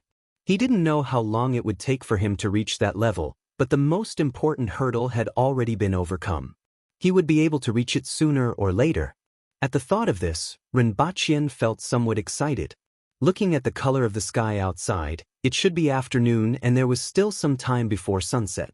Renbachian wanted to look for the Empress to report the good news. After all, in this world, other than the Empress, there was no one else he could share his joy with. However, before he stepped out of the door, he could smell the rancid odor on his body. He didn't know how long it had been since he last bathed and he hadn't even changed his clothes. These days, he had been focusing on the Rui visualization and didn't pay attention to other things. At the same time, he also noticed that there was a set of food on the table. He didn't know when it was sent over, but it looked like it hadn't been touched. Initially, he didn't notice it, but when he saw the food, he immediately felt that his stomach was about to bulge. He ate a few mouthfuls. Although it was cold, it could at least fill his stomach. However, when he picked up the bowl, he felt that there was something wrong with his movements. It seemed that his movements were somewhat uncoordinated, which made him feel a little awkward. Renbachian was a little suspicious.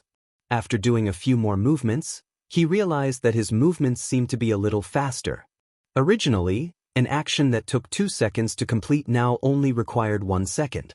His habit was to complete this action in 2 seconds. He always felt that it was very strange. Other than that, Renbachian did a few more movements, but he didn't notice any other changes. It seems that this is the effect of Rui visualization, Renbachian thought to himself. Although the effect was a little too fast, it was still a good thing. Soon after, Renbachian went to the side to take a bath. Not to mention shower gel, there wasn't even soap in this world. He used a type of tree ash. After applying a layer of it on his body, he washed it off with water. The effect was similar to that of soap. In the past, he had never taken a bath after returning to Earth. Therefore, he didn't have much demand for this aspect. At this moment, he felt that it would be better if he could make soap. However, this wasn't a problem for the time being. It was better to meet the Empress first. Before leaving the house, he shaved his beard and looked at himself in the bronze mirror. Other than his hair being slightly longer, there were no other problems. Only then did he leave the house. When he saw the Imperial Guard at the door, Renbachian casually asked, "How long have I been in seclusion?" 23 days, that Imperial Guard replied quickly. "Thank you very much." So it has been so long, but it's still acceptable. As Renbachian thought about it, he suddenly thought of a problem. It seemed that the last time he went back was in late November. Over 20 days had passed and he had been on Earth for more than 2 months. It should be around February now. These 2 months, he didn't have any contact with his family at all. He was afraid that his family was worried. According to his calculations, he should be back tonight. At that time, he had to quickly contact his mother. Otherwise, she would go crazy. Furthermore, it seemed that it was almost New Year. He didn't know which date it was and whether he could spend it at home. Along the way, he arrived at the door of the Empress's palace and said to the Imperial Guard, "Renbachian seeks an audience with Her Majesty. Please inform her of my arrival." A moment later, Renbachian strode into the palace. The Empress was eating fruits and didn't even look at him. Hong Yuan and Qing Yuan were laughing secretly at the back. Previously, Her Majesty asked about him every day. Now that he was here, Her Majesty acted as if she didn't see him. "Greetings, Your Majesty." Renbachian greeted the Empress not far away. Only then did the Empress raise her head to look at him. She casually threw the fruit core onto a plate at the side, wiped her mouth with a handkerchief, and asked, "Why are you out? Have you mastered Rui visualization?" While she was asking, her eyes were sizing up Renbachian. She wanted to see how his cultivation was progressing. Very quickly, the Empress realized that Rinpochien's blood and qi seemed to have become slightly stronger. It wasn't big, but to an expert like her, it was still very easy to detect. Especially when Rinpochen was visualizing Rui visualization. Previously, he practically didn't eat much. According to the Imperial Guard, he was getting weaker day by day. However, at this moment, she couldn't see it from his body. Naturally, the Imperial Guard couldn't lie to her. In that case, Rinpochen had really mastered Rui visualization. But even so, the effect was a little too fast. This was because humans could only rely on food and medicine to replenish their blood and qi. But if he didn't eat food and medicine were also useless, how could his blood and qi recover? Even if Rinpochen had mastered Rui visualization, his body shouldn't be like it was now. Rinpochen cupped his hands and said, "Thanks to your Majesty's blessings, I was lucky enough to master it." While speaking, there was a look of joy on his face.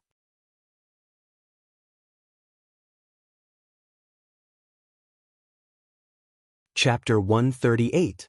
Prepare a seat for storyteller Ren and inform the Imperial Kitchen that there will be one more person for dinner tonight. The Empress turned around and instructed Qin Yuan.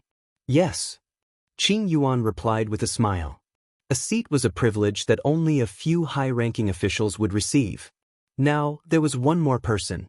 How do you feel now? The Empress asked after Rinpochen sat down. Rinpochen clenched his fist and said, "There seems to be some changes, but not much. After all, I have just started." Once you have started, it will be a smooth sailing journey. I have also prepared the medicinal ingredients for you. I will get someone to send them to you later. The Empress nodded her head slightly. It was a good thing that Rinpochen had started practicing Rui visualization, but he still needed the Spirit Yuan pills from Lu Qi. With the Spirit Yuan pills, he could achieve twice the results with half the effort. At least, his cultivation speed would be much faster. Thank you, Your Majesty. Rinpochen naturally did not know that the Empress was eyeing the pills from Lu Pinghai. If he knew, he would be in fear and trepidation. I can't give you any pointers for this Rui visualization that you are practicing. Take it slowly and don't be greedy. If there are any problems, I'm afraid it will not be easy to solve, the Empress said slowly. Rinpochen nodded his head. There weren't many problems with this martial art. However, the Empress's words were a form of concern for him. After all, with her status, why would she say such words? This made him feel warm in his heart. After that night's banquet, the Empress's attitude towards him had indeed changed a lot. Your Majesty, now that I have started practicing, I can already go and take a look at the iron mine. I am greatly favored by Your Majesty and it is difficult for me to repay you. I can only do what I can, Rinpochen said after thinking for a while. All right, but you have just started practicing. Consolidate your foundation for a few days before setting off. If there is anything you don't understand, you can ask me. And that story of yours, you always tell it halfway. If you leave, I don't know how long it will take for me to finish listening to it. I am afraid that I will forget it after a long time. Finish the story in these few days. The Empress's cold voice was heard and Rinpochen nodded his head continuously. Not long after, dinner was served. In the palace, the two of them sat at a table, surrounded by palace lanterns. The light was not very bright, and it was only slightly brighter near the two of them. Qin Yuan and Hong Luan were far away, and for a moment, it felt as if there were only the two of them in the huge palace. Rinpochen didn't say anything. He only raised his head from time to time to look at the Empress. When he saw where she was looking at, he would push the dishes over. An indescribable atmosphere filled the air between the two of them. There was a little warmth that made Rinpochen's heart beat a little faster. After all, the Empress in front of him was a peerless beauty. Coupled with her status and strength, she was a great temptation to anyone. And now it was right in front of him. However, when he thought about how the Empress could crush him to death with just one finger, Rinpochen felt that it would be better for him to behave himself. Go ahead and eat. You don't have to stare at me. The Empress raised her head and looked at him. The look in her phoenix-like eyes made his heart beat a little faster. Coldness and gentleness interweaved together like a beautiful painting. "I like to watch your majesty eat." Rinpoche forcefully suppressed his emotions and said, "In my world, there is a saying that beauty is a feast for the eyes. When facing your majesty, I feel that I am already full without eating." "Why do I feel that you can't eat when you see me?" the Empress said coldly. "How is that possible? It is my greatest fortune to be able to eat with your majesty. I don't know how many people in the world are envious of me," Rinpoche immediately replied with a "you have misunderstood" look on his face. The Empress looked at him and ignored him. She continued to eat. Her movements were slightly slower, but it was almost undetectable. After dinner, the Empress said again, "Teach Go-yu some other dishes. I am tired of eating the dishes from the imperial kitchen." Rinpoche nodded his head in response. He was prepared to go back and copy the 8 major cuisines and send them to caretaker Go. After dinner, Rinpoche accompanied the Empress for a while. Then he walked back under the moonlight. The palace was always very quiet. Occasionally he would come across patrolling guards. There weren't even many maids. During the day, there was still some liveliness and vigor. Every time it was night time, it would be quiet. After staying in such a place for a long time, it was no wonder that the Empress's temperament was so cold. After returning to his bed, Rinpoche's mind was filled with thoughts of quickly giving his family a call. He did not know how anxious they were. When he woke up, Rinpoche was slightly stunned by the familiar scenery around him. It was an antique room, and he was still in Pingle Park. Why didn't I go back? Did I calculate the date wrongly? Rinpoche thought suspiciously. According to his calculations, today was the 24th day. It was indeed time for him to go back. This was because every time he traveled, he would stay in this world for 4 days. Previously, he had greeted the Empress on his first day back and began to practice. Therefore, there was no problem with the time calculation. In that case, the guards must have remembered wrongly, right? A group of fellows who had to stretch out all 5 of their fingers to make a 2 sign were indeed unreliable. The aboriginals knew how to count, and a sow could climb a tree. Rinpoche lamented in his heart. In the future, if he had the opportunity, he would definitely start a mathematics education program so that they could learn addition and subtraction. After getting out of bed, Rinpoche washed his face and sat back on the bed. He visualized the visualization of water, from Rui visualization, in his mind. After a while, he appeared on the shore again. Having experienced it once, Rinpoche was considered familiar with it. He immediately swam to the center of the lake and dove towards the bottom. Every time he dove, he would feel greater resistance and pressure. After barely reaching the previous position, Rinpoche could no longer bear it and withdrew from his mind. He felt extremely tired. His body was fine, but his brain was signaling that he was extremely tired. After lying on the bed and taking a short nap, Rinpoche more or less recovered a little. Why didn't breakfast be delivered today? Rinpoche felt a little strange. If he was in Pingle Park, there would always be a maid delivering breakfast. Now he was hungry. Looking at the time, it was almost 10 o'clock, but breakfast was still not delivered. Logically speaking, such a thing should not have happened. There was someone in charge of this, and it was impossible for something like forgetting to happen. Could it be that something really happened? Rinpoche thought for a long time but still had no clue. He wondered if he should go to the imperial kitchen to get something to eat. There was an organization in the palace that specialized in preparing meals for the maids and guards. However, Rinpoche was not familiar with it. It should not be a problem for him to get something to eat in the imperial kitchen. At the thought of this, he got out of bed and went straight to the imperial kitchen. Everyone was researching new dishes. They were a little surprised to see Rinpoche, but they greeted him happily. After all, Rinpoche was always able to bring good things to the imperial kitchen, be it seasonings or dishes. Previously, everyone called him Brother Ren because of the rules of the bet. Regardless of whether they were willing or not, at least they had to be willing to lose the bet. Now that they saw Rinpoche again, they did not show any signs of reluctance. On one hand, Rinpoche really knew how to cook a lot of different dishes. Even though the dishes at the banquet that day weren't very good, they tasted pretty good. After learning those, it was much easier for them to research new dishes. After all, none of the people in the imperial kitchen were bad at cooking.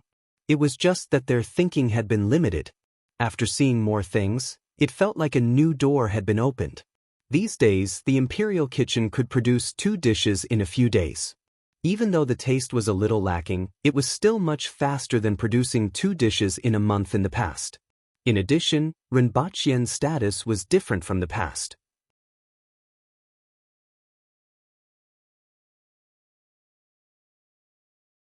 Chapter 139. After having a meal in the imperial kitchen and giving some pointers to the chefs, Renbaqian left the imperial kitchen. He recalled that the empress asked him to finish his story. Since he had nothing to do now, he decided to meet the empress. Recently, he had become more familiar with the palace. At the very least, he was more familiar with Pingle Park, Yangxin Palace Hall, Qingxin Palace Hall, and the imperial kitchen. In the palace, the empress twirled her hair around her finger. After a while, her hair returned to its original state. She was stunned when she heard that Renbaqian wanted to meet her. According to the calendar, Renbaqian should be back today. Summon him in, the empress sat up straight and ordered. After a while, Renbaqian entered the palace and greeted, "Greetings, Your Majesty. Why didn't you go back?" The empress looked at him and asked. Renbaqian was stunned. "Your Majesty, what do you mean? You go missing for 1 day every 3 days. You told me before that you can't control it and don't know the reason. Why didn't you go back this time? Could it be that you have been lying to me all along?" As the empress spoke till here, her eyebrows were already raised and her facial expression was already slightly angry. She had never asked him about it and trusted him. However, he didn't tell the truth. In that case, how much of what he said in the past was true and how much was false? The feeling of being lied to filled the empress's heart. Anger rose in her heart. At the same time, it was mixed with a kind of disappointment and loss. After hearing what the empress said, Renbaqian's face changed drastically. It was understandable that those guards couldn't remember the calendar, but would the empress remember wrongly? No matter what, she wouldn't be like those guards who only knew how to stretch out 5 fingers, right? "You lied to me," the empress said coldly. "I really don't know why it is like this, but I have never lied to Your Majesty." Renbaqian was in a mess and quickly said loudly. At this moment, his heart was on fire. How could this be? How could this be? How could there be a problem? I want to go back, I have to go back. If I don't go back, what will my parents do? At this moment, Renbaqian's mind was filled with such thoughts. At the same time, the light around Renbaqian changed slightly. It was as if the light around him was refracted as if it was shining into water. The air around Renbaqian seemed to have changed as well. The enraged empress also sensed that something was wrong with Renbaqian. She instantly appeared in front of him, grabbed his wrist, and tried to pull him out. In the next second, Qin Yuan and Hong Yuan, who were in the Yangxin Palace, let out a cry of surprise. When Exinja rushed into the hall, she discovered that the empress and storyteller Ren were nowhere to be seen. What happened? His Majesty has disappeared. Hong Yuan's face was filled with shock. As soon as she said this, Exinja instantly appeared in front of Hong Yuan and held her tightly. She widened her eyes and asked, "Where's Her Majesty? Where did His Majesty go?" "I don't know either. Just now, Her Majesty grabbed storyteller Ren and both of them disappeared." Hong Yuan's voice trembled. If the news of the Empress's disappearance were to spread, one could imagine the kind of perilous situation that would ensue. "Tell me the details," Exinja said to Hong Yuan. Following which, she quickly ordered the people behind her, "Search.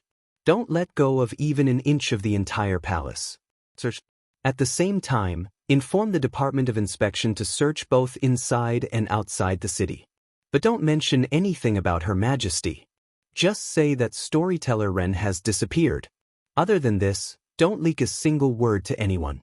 If the news is leaked, I will personally chop off his head. Renbaqian looked at his surroundings and looked at the Empress in front of him, who was dressed in red.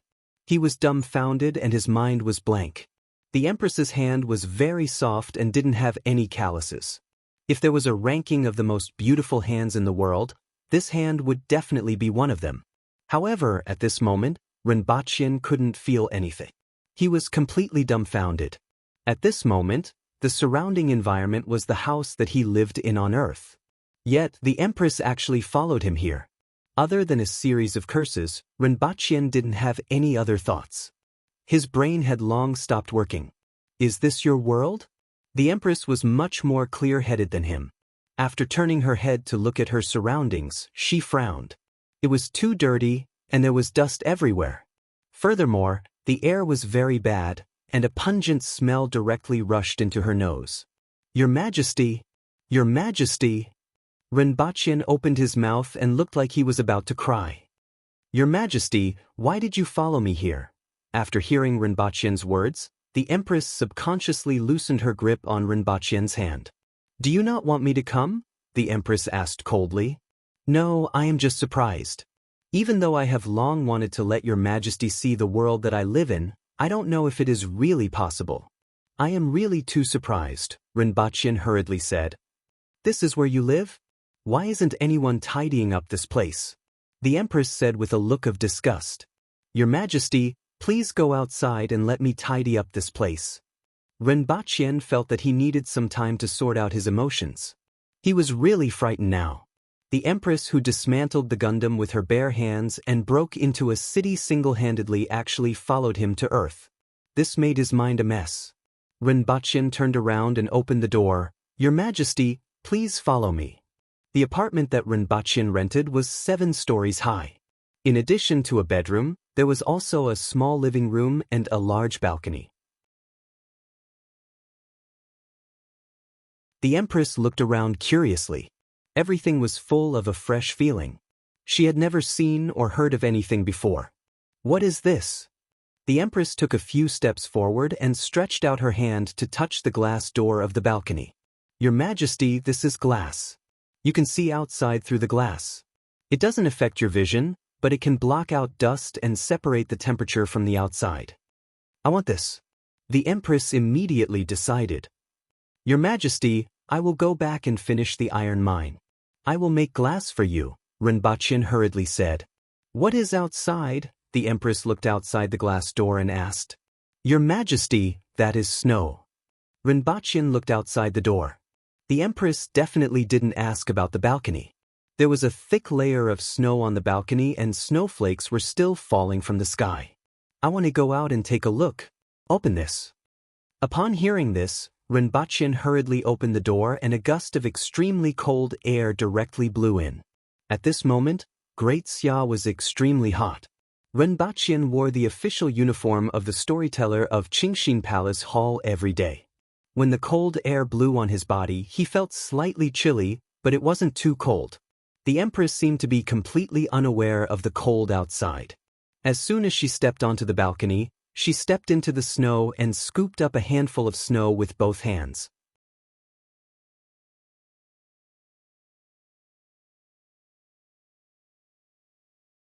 Chapter 140.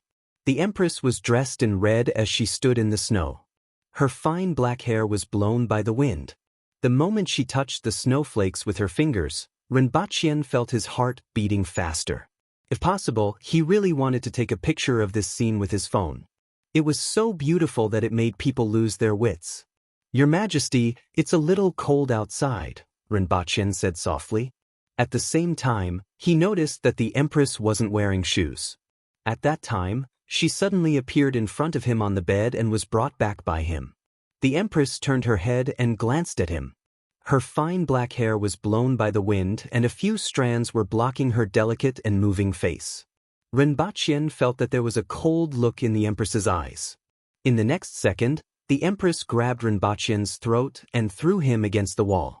You lied to me, the Empress said coldly. I trust you, but you have been lying to me all along. The Empress stretched out her right hand and seemed to be waiting for Rinpoche's explanation. If he couldn't explain clearly, her whole body was emitting an imposing aura, and it looked like she was going to flip out. Cough, cough. Rinpoche felt a tightness in his chest and cold sweat broke out on his forehead. He could feel that the imposing aura from the Empress was like a mountain range, making him unable to move at all. Bang! The window and glass door of the balcony at the side exploded and fell to the ground with a crash. Your Majesty, I also don't know how this happened. Previously, I couldn't control it at all. Otherwise, why would I disappear once every 3 days? Isn't this obviously telling others that there's something wrong with me? Why would I do such a thing? I just don't know if it's due to the influence of Rui visualization or some other reason. Just now, I was thinking why I didn't come back on the day and suddenly came back, Rinpoche hurriedly explained. If the Empress in front of him flipped out, he would really be in trouble. Even if the Empress wouldn't kill him because he had to return to Dayo, she wouldn't let him have an easy time. The Empress lifted him up by his neck and pressed him against the wall. I want to know, how much of what you said to me was true? Rinpoche's throat was tightly gripped by the Empress, and sweat kept flowing down his forehead. If I could choose, I would always be under the same sky as Your Majesty. A world without Your Majesty is meaningless to me. A future without Your Majesty is also not the future I want. Why would I deceive Your Majesty?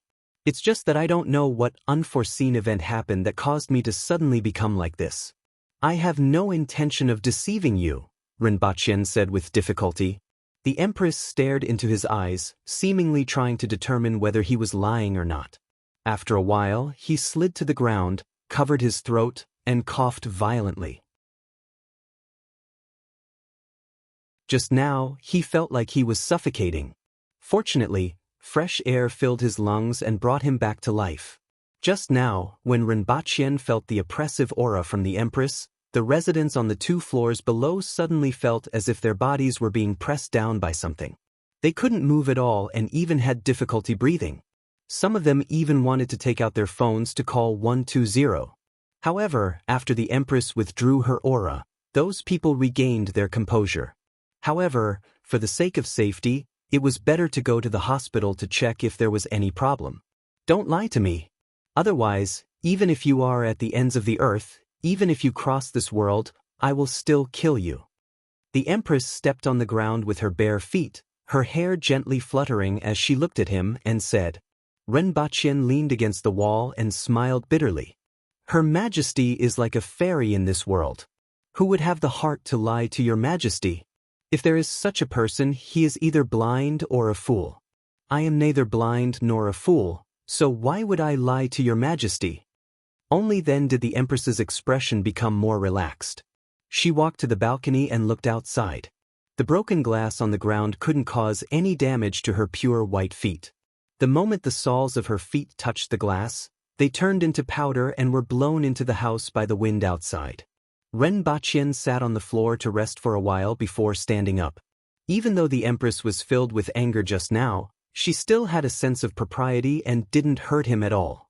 Your Majesty, it's cold here. Follow me downstairs, Rinpoche said from behind the Empress. All right. The Empress nodded her head, followed Rinpoche downstairs and sat on the sofa. I want this, the Empress said as she felt the softness of the sofa. I have already prepared it for Your Majesty. Previously, when I was in the Beast Park, I got someone to tan some animal skins to make a sofa for Your Majesty to sit on. That kind of wooden couch is too hot if it is covered with animal skins. If it is not covered with animal skins, it will be too hard. It's just that during this period of time, I have been focusing on Rui visualization. As a result, this matter was delayed. When I return, I can get someone to make it, Rinpoche explained as he stood at the side. Take a seat as well. The Empress's expression became gentler when she heard that he had already prepared it. Rinpoche could finally heave a sigh of relief and sat on the other side. What's that? The Empress pointed to the chandelier above her head and asked. Your Majesty, that's our chandelier, but it doesn't need oil, Rinpoche said as he stood up and switched on the switch. As Rinpoche spoke, he got up and turned on the switch. The chandelier immediately lit up, and the artificial crystal under the chandelier refracted the light. This item is not bad. It actually doesn't need oil. I want this. The Empress looked at the chandelier and revealed an excited expression. After hearing the Empress's words, Rinpoche quickly thought about how to generate electricity in Daeyo. At the very least, he had to ensure the supply of electricity to Yangshin Palace Hall. There were many small diesel generators on the streets, but where was he going to get diesel? He couldn't possibly bring back a pile of diesel every time he came back, right? He couldn't possibly bring back a lot of diesel either. Perhaps he should see if there was a hand-operated or foot-operated generator. He had to think of a way to store electricity. "What's that?" the Empress asked again. Rinpoche looked in the direction that the Empress was looking at and hurriedly said, "This is a clock. It's used to measure time. We use seconds as the unit of measurement here. The thinnest needle moves for 1 second, 60 seconds for 1 minute, which is the longest minute hand. 60 minutes is 1 hour, and there are 24 hours in a day." Rinpoche looked at the clock and explained to the Empress. The time now was 10:17 in the morning. 1 hour in that world was equivalent to 3 hours on Earth. When Rinpoche met the Empress, it was approximately 11 o'clock in the morning. Converted to 33 hours, it was equivalent to 9 hours in a day on Earth. He had been delayed for a while just now, and it was already past 10 o'clock in the morning. "This is somewhat useful, I want it." There were no surprises. The Empress was very interested in everything on Earth. Rinpoche belonged to her, and his things naturally belonged to her as well. "I wonder if your Majesty is hungry? Shall I prepare some food for your Majesty?" Rinpoche reckoned that in a while, the Empress would classify this house as Daeyo's territory on Earth. "All right." The Empress nodded her head and continued to look around. Rinpoche saw that she was still at the stage where she was interested in everything after coming to the new world. He left her there and went to the fridge to search for something. Following which, he turned around and said, "Your Majesty, there's only instant noodles left."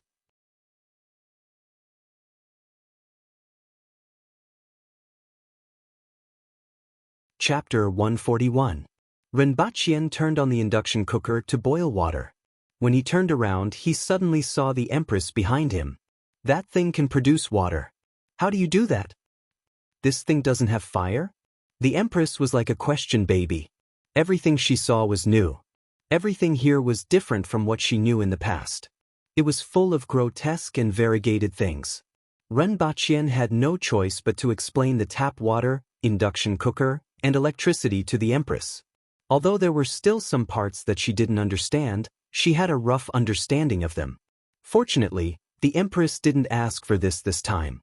After all, regardless of whether it was carrying water or cooking, she didn't have much of a concept. Rinpoche was making instant noodles while the Empress watched him from behind. Not long after, the aroma of instant noodles wafted out. Rinpoche placed the instant noodles on the table. At the same time, he indicated to the Empress, "Your Majesty, this thing is to be eaten with a fork. Of course, chopsticks are fine as well. However, you have to be careful, it's very hot." There was no such food as noodles in Daeyo. At least, Rinpoche had never seen it before. He had no choice but to explain in detail to the Empress.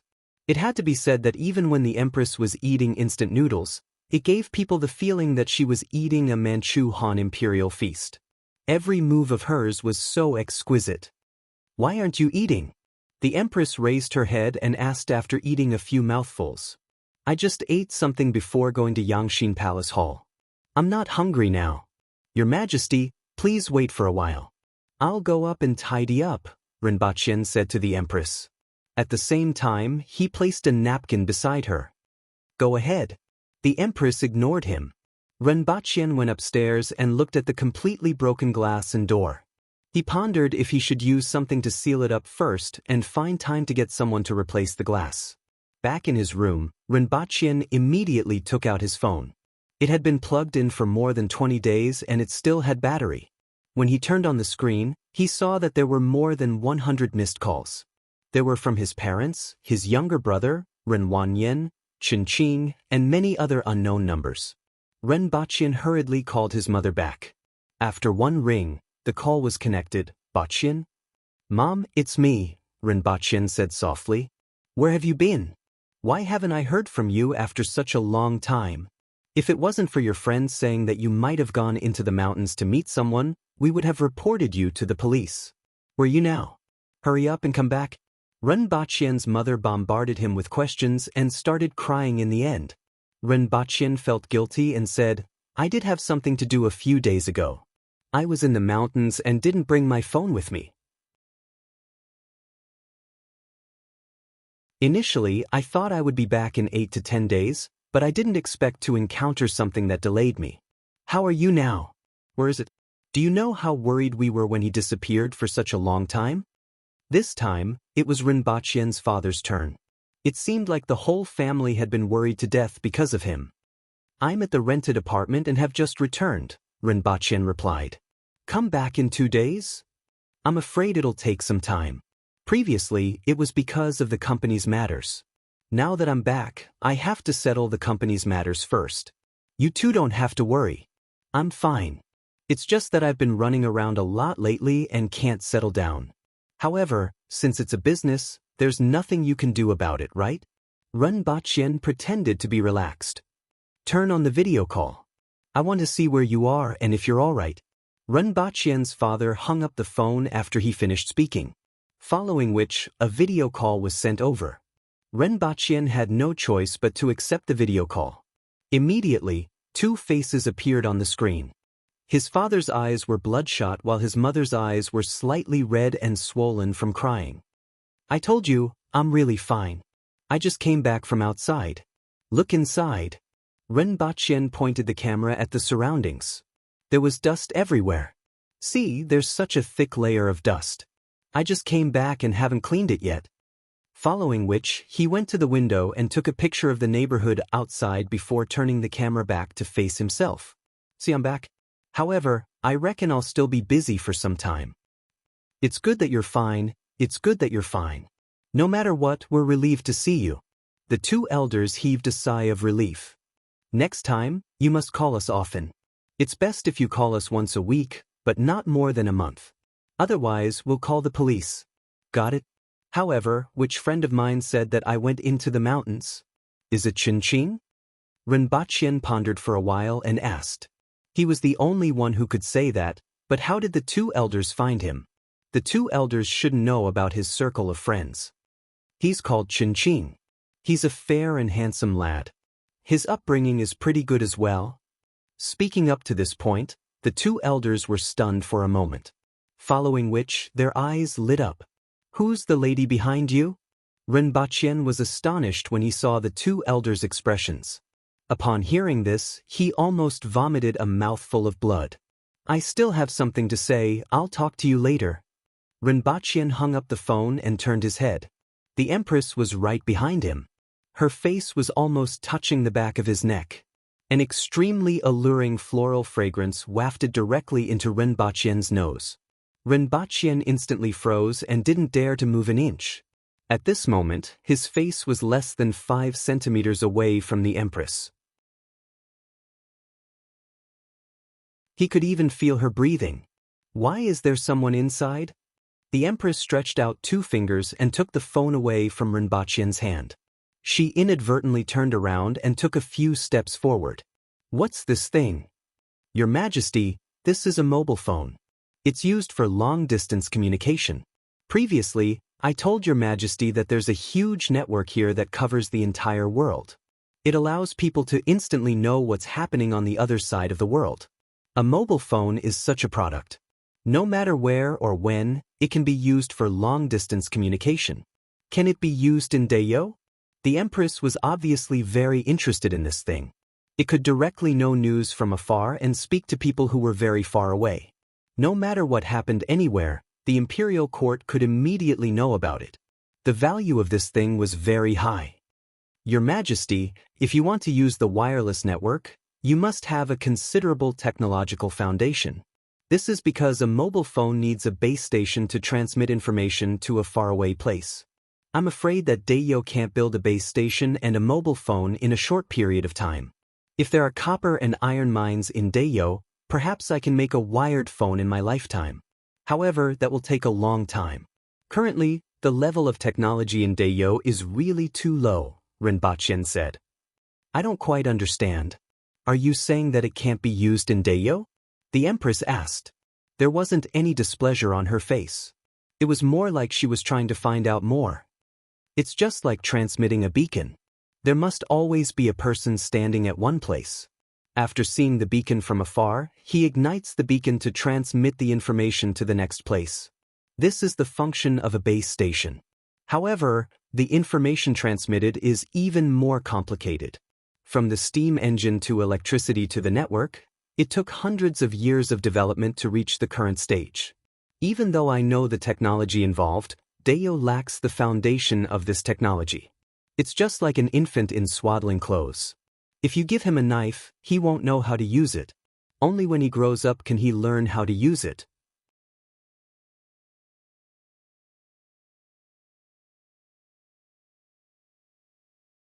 Chapter 142. Rinpoche spent a lot of effort to let the Empress roughly understand the meaning of technology. However, it was impossible for her to fully understand it. No matter how smart the Empress was, she couldn't understand a huge conceptual system that she had never heard of before and even challenged her understanding of the world in a short period of time. Even though she was an earthling, she only had a rough idea of many things and some of her knowledge was completely wrong. However, Rinpoche spent a lot of effort to let the Empress understand that this world was different from the one Deo was in.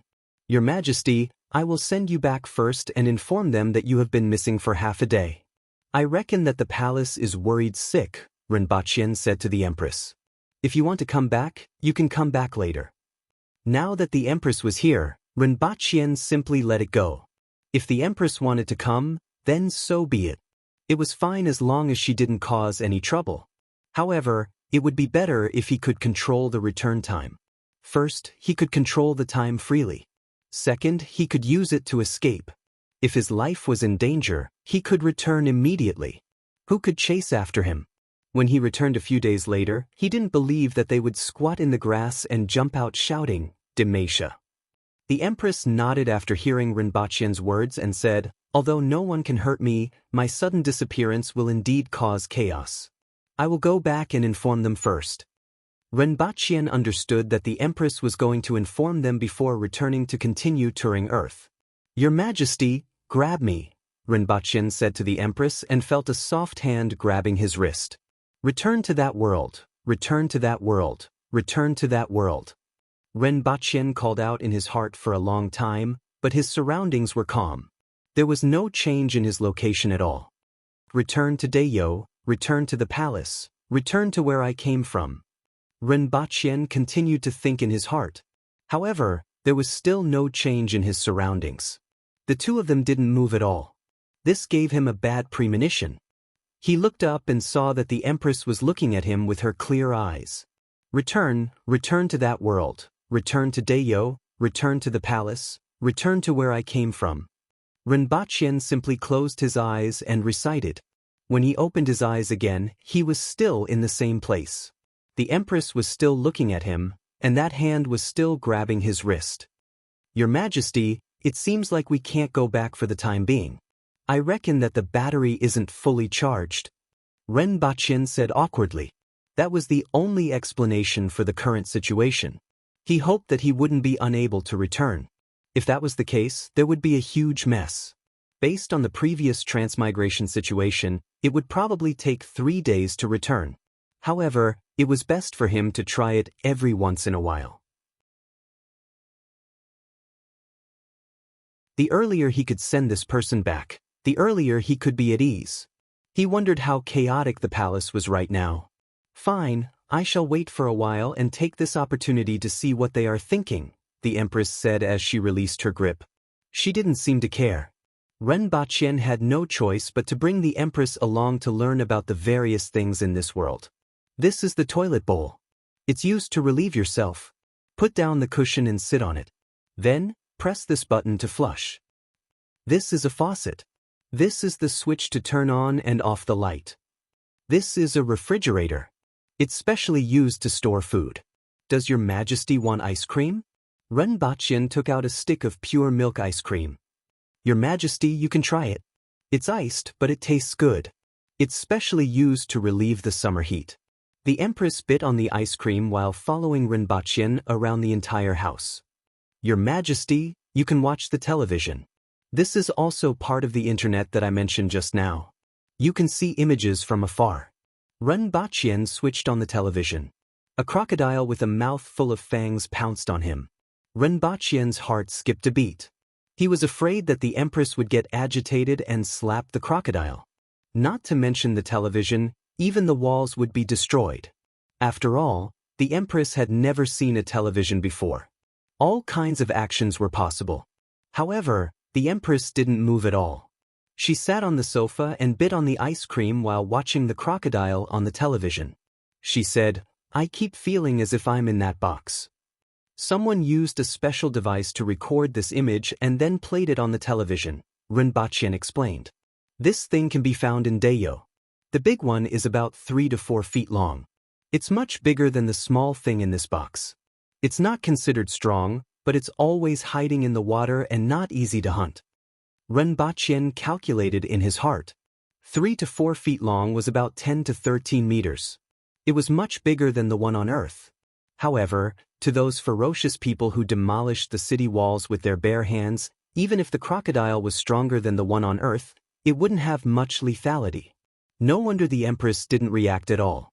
Rinpoche switched to a few channels. Other than advertisements, there were only television dramas or reruns of variety shows. He was afraid that the Empress wouldn't be interested in these things. If possible, he would like to let the Empress watch the news broadcast. At least, she would have a better understanding of this world. Rinpoche simply searched for movies on the internet and found the war movie, Pearl Harbor, for the Empress. In his impression, this movie wasn't small. At least, it let her know that the technology on Earth wasn't just for daily conveniences, but also for war. This way, it would be less troublesome in the future. After all, if such a conceited master were to stay here for a few days, Rinpoche was afraid that the Empress would want to go out and take a look. If that were to happen, it wouldn't be easy to clean up the mess. Therefore, this movie was to let the Empress experience the power of Earth's technology.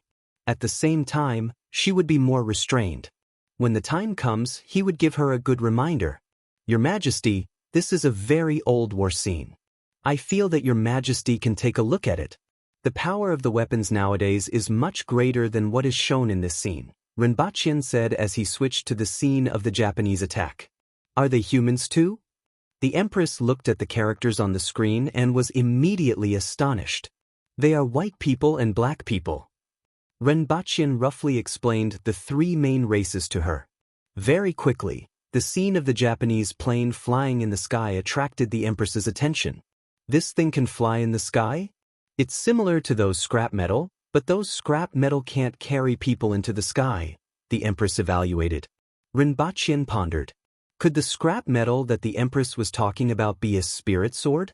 Rinpoche smiled bitterly and said, "Your Majesty, please wait for a moment. I'll go upstairs and tidy up." He went upstairs and looked at the big holes on the door and window. Rinpoche found 2 bedding and hung it on them to block the wind. Next, he began to sweep and mop the floor, preparing to tidy up the room. At this moment, the sound of various gunshots and explosions could be heard from the television downstairs. The Empress's eyes were full of interest as she watched the scene on the television. At this moment, in Rinpoche's hometown, his parents were sitting on the sofa and staring at each other. Rinpoche's mother asked, "Did you see that lady just now? Which celebrity is she?" Rinpoche's father rubbed his chin and said, "Your son has a girlfriend. If that's the case, you don't have to worry about her anymore." "How can that be? That lady is too beautiful and not suitable to be my daughter-in-law. Even though I only saw her just now, she had a cold look on her face. Her character is definitely not good. Let our son make his own decision. He is now an adult and has his own views." Rinpoche's father shook his head. "As a parent, I have to keep an eye on him, right? Last time, he lied to me and said that he would make arrangements for her. In the end, that lady waited for a week and didn't receive a call from him. Now, when her aunt sees me, she doesn't like me at all," Rinpoche's mother complained.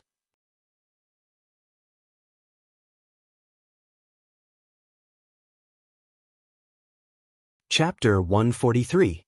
As Rinpoche was tidying up his room, his phone rang. He picked it up and saw that it was his father. Please don't create any more trouble. Ren Baqian was reluctant, but he still answered the call. I hope I'm not disturbing you? Papa Ren asked with a smile. What's the matter? Say it, Ren Baqian said weakly. Bring your girlfriend home for a meal. Your mother and I want to see her. You are thinking too much. She's my business partner, not my girlfriend, Ren Baqian denied flatly. If that's the case, I'm afraid your mother will have to make arrangements for you again. Do as you see fit. Ren Baqian was furious. He was afraid that he wouldn't die fast enough. If my mother makes arrangements again, I will bring a boyfriend home. After finishing his sentence, he hung up the phone and switched it off. What did he say? Mama Ren asked from the sofa. He said he wants to find a boyfriend. Papa Ren's face turned green. Ren Baqian tidied up the house in a mess. When he went downstairs, he saw the Empress eating the ice cream. There were already 3 ice cream packages on the coffee table.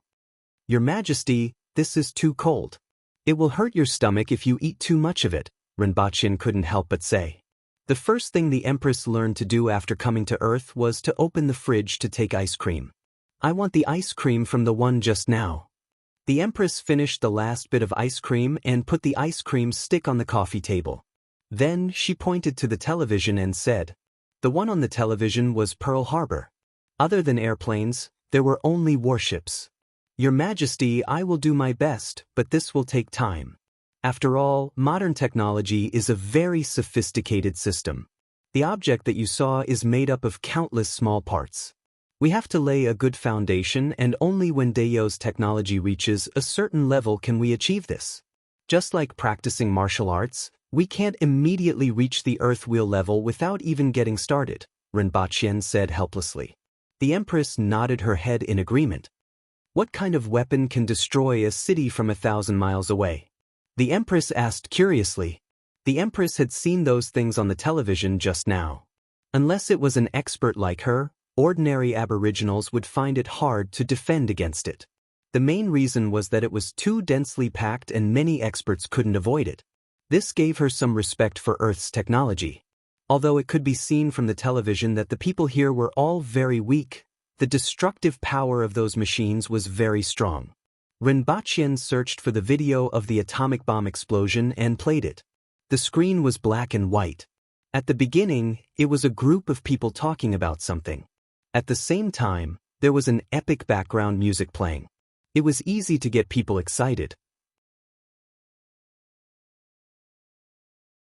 At this moment, the Empress looked very relaxed and commented, "This music is not bad, I like it very much. If your Majesty likes it, I can prepare some for you. You can listen to it to pass the time," Ren Baqian immediately said. While Ren Baqian was speaking, a scene immediately appeared in his mind. In the future, when the Empress was dueling with someone, he would play the divine sword-drawing song with a stereo system. That scene was simply too beautiful. The scene on the TV continued. With a boom sound, a huge cloud of dust rose into the sky from the ground in the distance, forming a huge mushroom cloud. After that, he swooped down from the sky again. In the distance, flames and smoke formed a mushroom cloud that soared into the sky, and the entire ground shook. Upon seeing this, the Empress's expression turned serious, and her body straightened up. Even an expert like her wouldn't be able to achieve such power. In particular, the range was extremely large. If she was close, she wouldn't be able to dodge it at all. This kind of power already existed in legends. The explosion range of such a weapon can probably envelop the entire Lon City. On Earth, there are more than 40,000 warheads of such a weapon, enough to destroy a world. Ren Baqian looked at the Empress's expression and added in a timely manner, "However, you said that the use of such weapons has already been banned." After hearing Ren Baqian's words, the Empress relaxed and slowly leaned back on the sofa. Even though her expression was still very grave, her eyes were emitting light. "I want this." The Empress looked at Ren Baqian with glowing eyes and said earnestly. At this moment, her expression was like that of a little girl who saw her beloved toy. Great Xia is making preparations and will definitely make a move within 2 years. If we have this kind of weapon, we can eliminate the Great Xia army in one fell swoop and march straight into the capital of Great Xia. Renbaqian almost vomited blood again.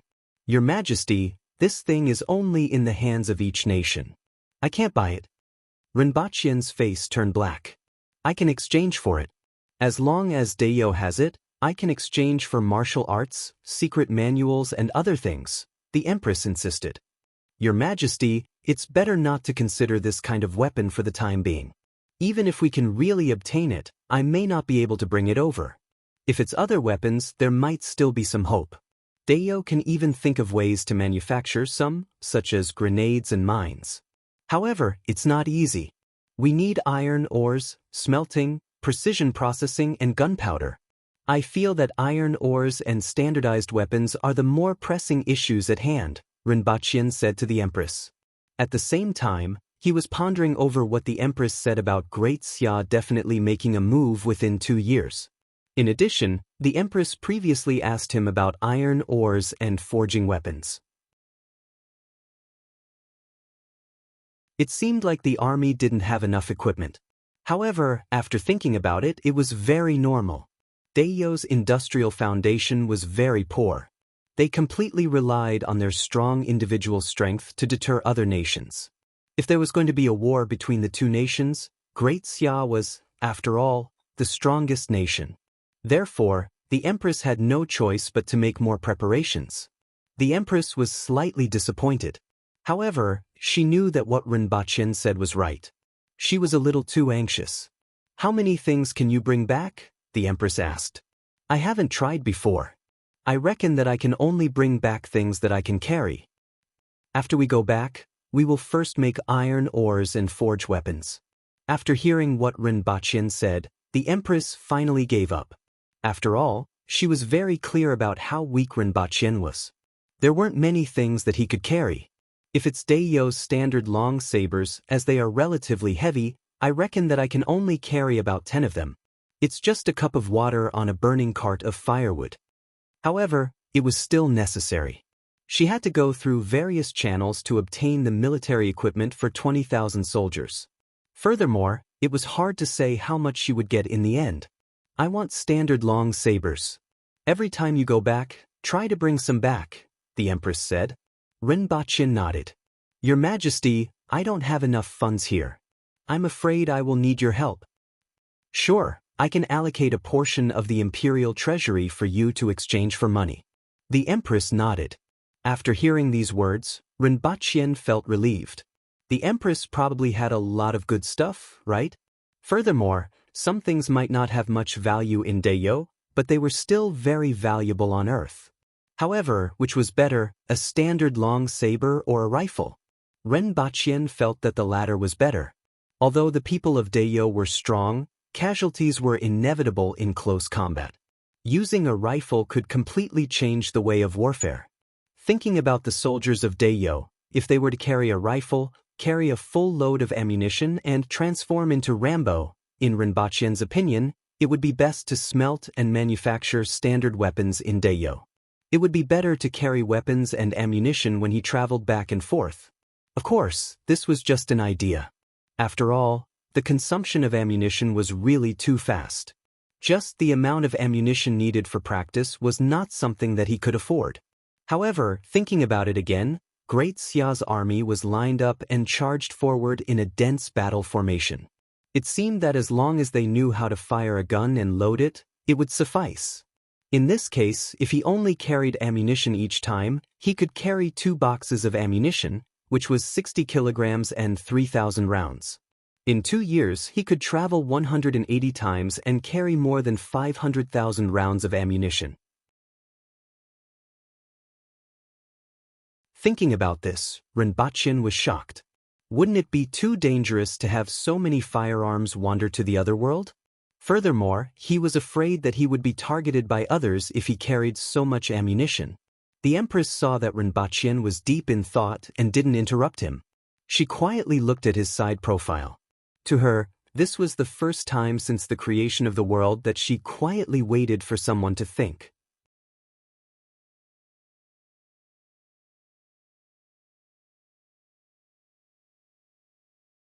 Chapter 144. I want to go out and take a look. When Renbachyan heard this, he was immediately awakened from his thoughts. His face was stiff like a robot as he turned to look at the empress. This man was indeed not someone who could live in a house. Renbachyan roared in his heart. "Follow me out." The empress looked at Renbachyan seriously and said, "Your Majesty, I can go out, but I'm afraid I can't address you as Your Majesty outside. We don't have an emperor here. Even if there is one, it's not you." Renbachyan looked bitter. "I understand this. But you don't have an emperor? Who governs the country?" The empress was flabbergasted. "We are a democracy here, and the country's leader is elected." Renbachyan roughly explained. Even though he didn't understand politics, he still knew the basics. "I understand. Follow me out and take a look." The empress roughly understood and thought that if someone asked her to go down, she would slap him to death. The people in this world were too weak. "Your Majesty, I'm afraid your clothes won't do," Renbachyan said. "I still need to prepare some clothes for you. Go quickly." The empress waved her hand. Renbachyan helplessly turned on his phone and saw a bunch of missed calls. They were all from his parents. "You are my little apple." The phone rang again, and the caller ID was still Dad. Renbachyan picked up the phone and prepared to go to the second floor to answer the call. If he didn't answer the call, his parents would probably rush over overnight. However, he saw the empress looking at him with a burning gaze. "Is someone communicating with you from a distance? Is there anything you are afraid of me knowing?" Renbachyan didn't expect the empress to remember it so clearly and react so quickly. She had never used it before, but she immediately knew that he was going to answer the call. "It's from my parents." Renbachyan looked bitter. "You're not allowed to leave. Sit down." The empress looked at him. "Dad, Mom, please don't say anything overboard." Renbachyan prayed in his heart while looking at the empress. He didn't know why the empress suddenly became so interested and stared at him. "You are my little apple." This damn ringtone made Renbachyan very upset. He clenched his teeth and had no choice but to answer the call. Immediately, a voice came from the other end of the line. "You have grown guts. You actually hung up and turned off your phone? Son, don't tell me you really like men. I'm telling you, if you bring a man back, we'll immediately break off our mother-son relationship." Renbachyan's parents were shouting from the other end of the electric sparks. Renbachyan's face turned ashen as he hung up the call. He almost smashed the phone. Beside him, the empress's face froze. "Are you gay?" Renbachyan spat out a mouthful of blood. "It's a misunderstanding. Your Majesty, this is definitely a misunderstanding." The empress's hair began to dance wildly behind her, and the temperature in the room plummeted. "Your Majesty, please listen to me. I was forced to do this. At my age, I should have gotten married and had children long ago, but I can see Your Majesty every day. My heart is already filled with Your Majesty's figure, and there is no space left. How can I marry and have children with other people? I would rather stay by Your Majesty's side and watch Your Majesty's figure every day. This is my greatest wish.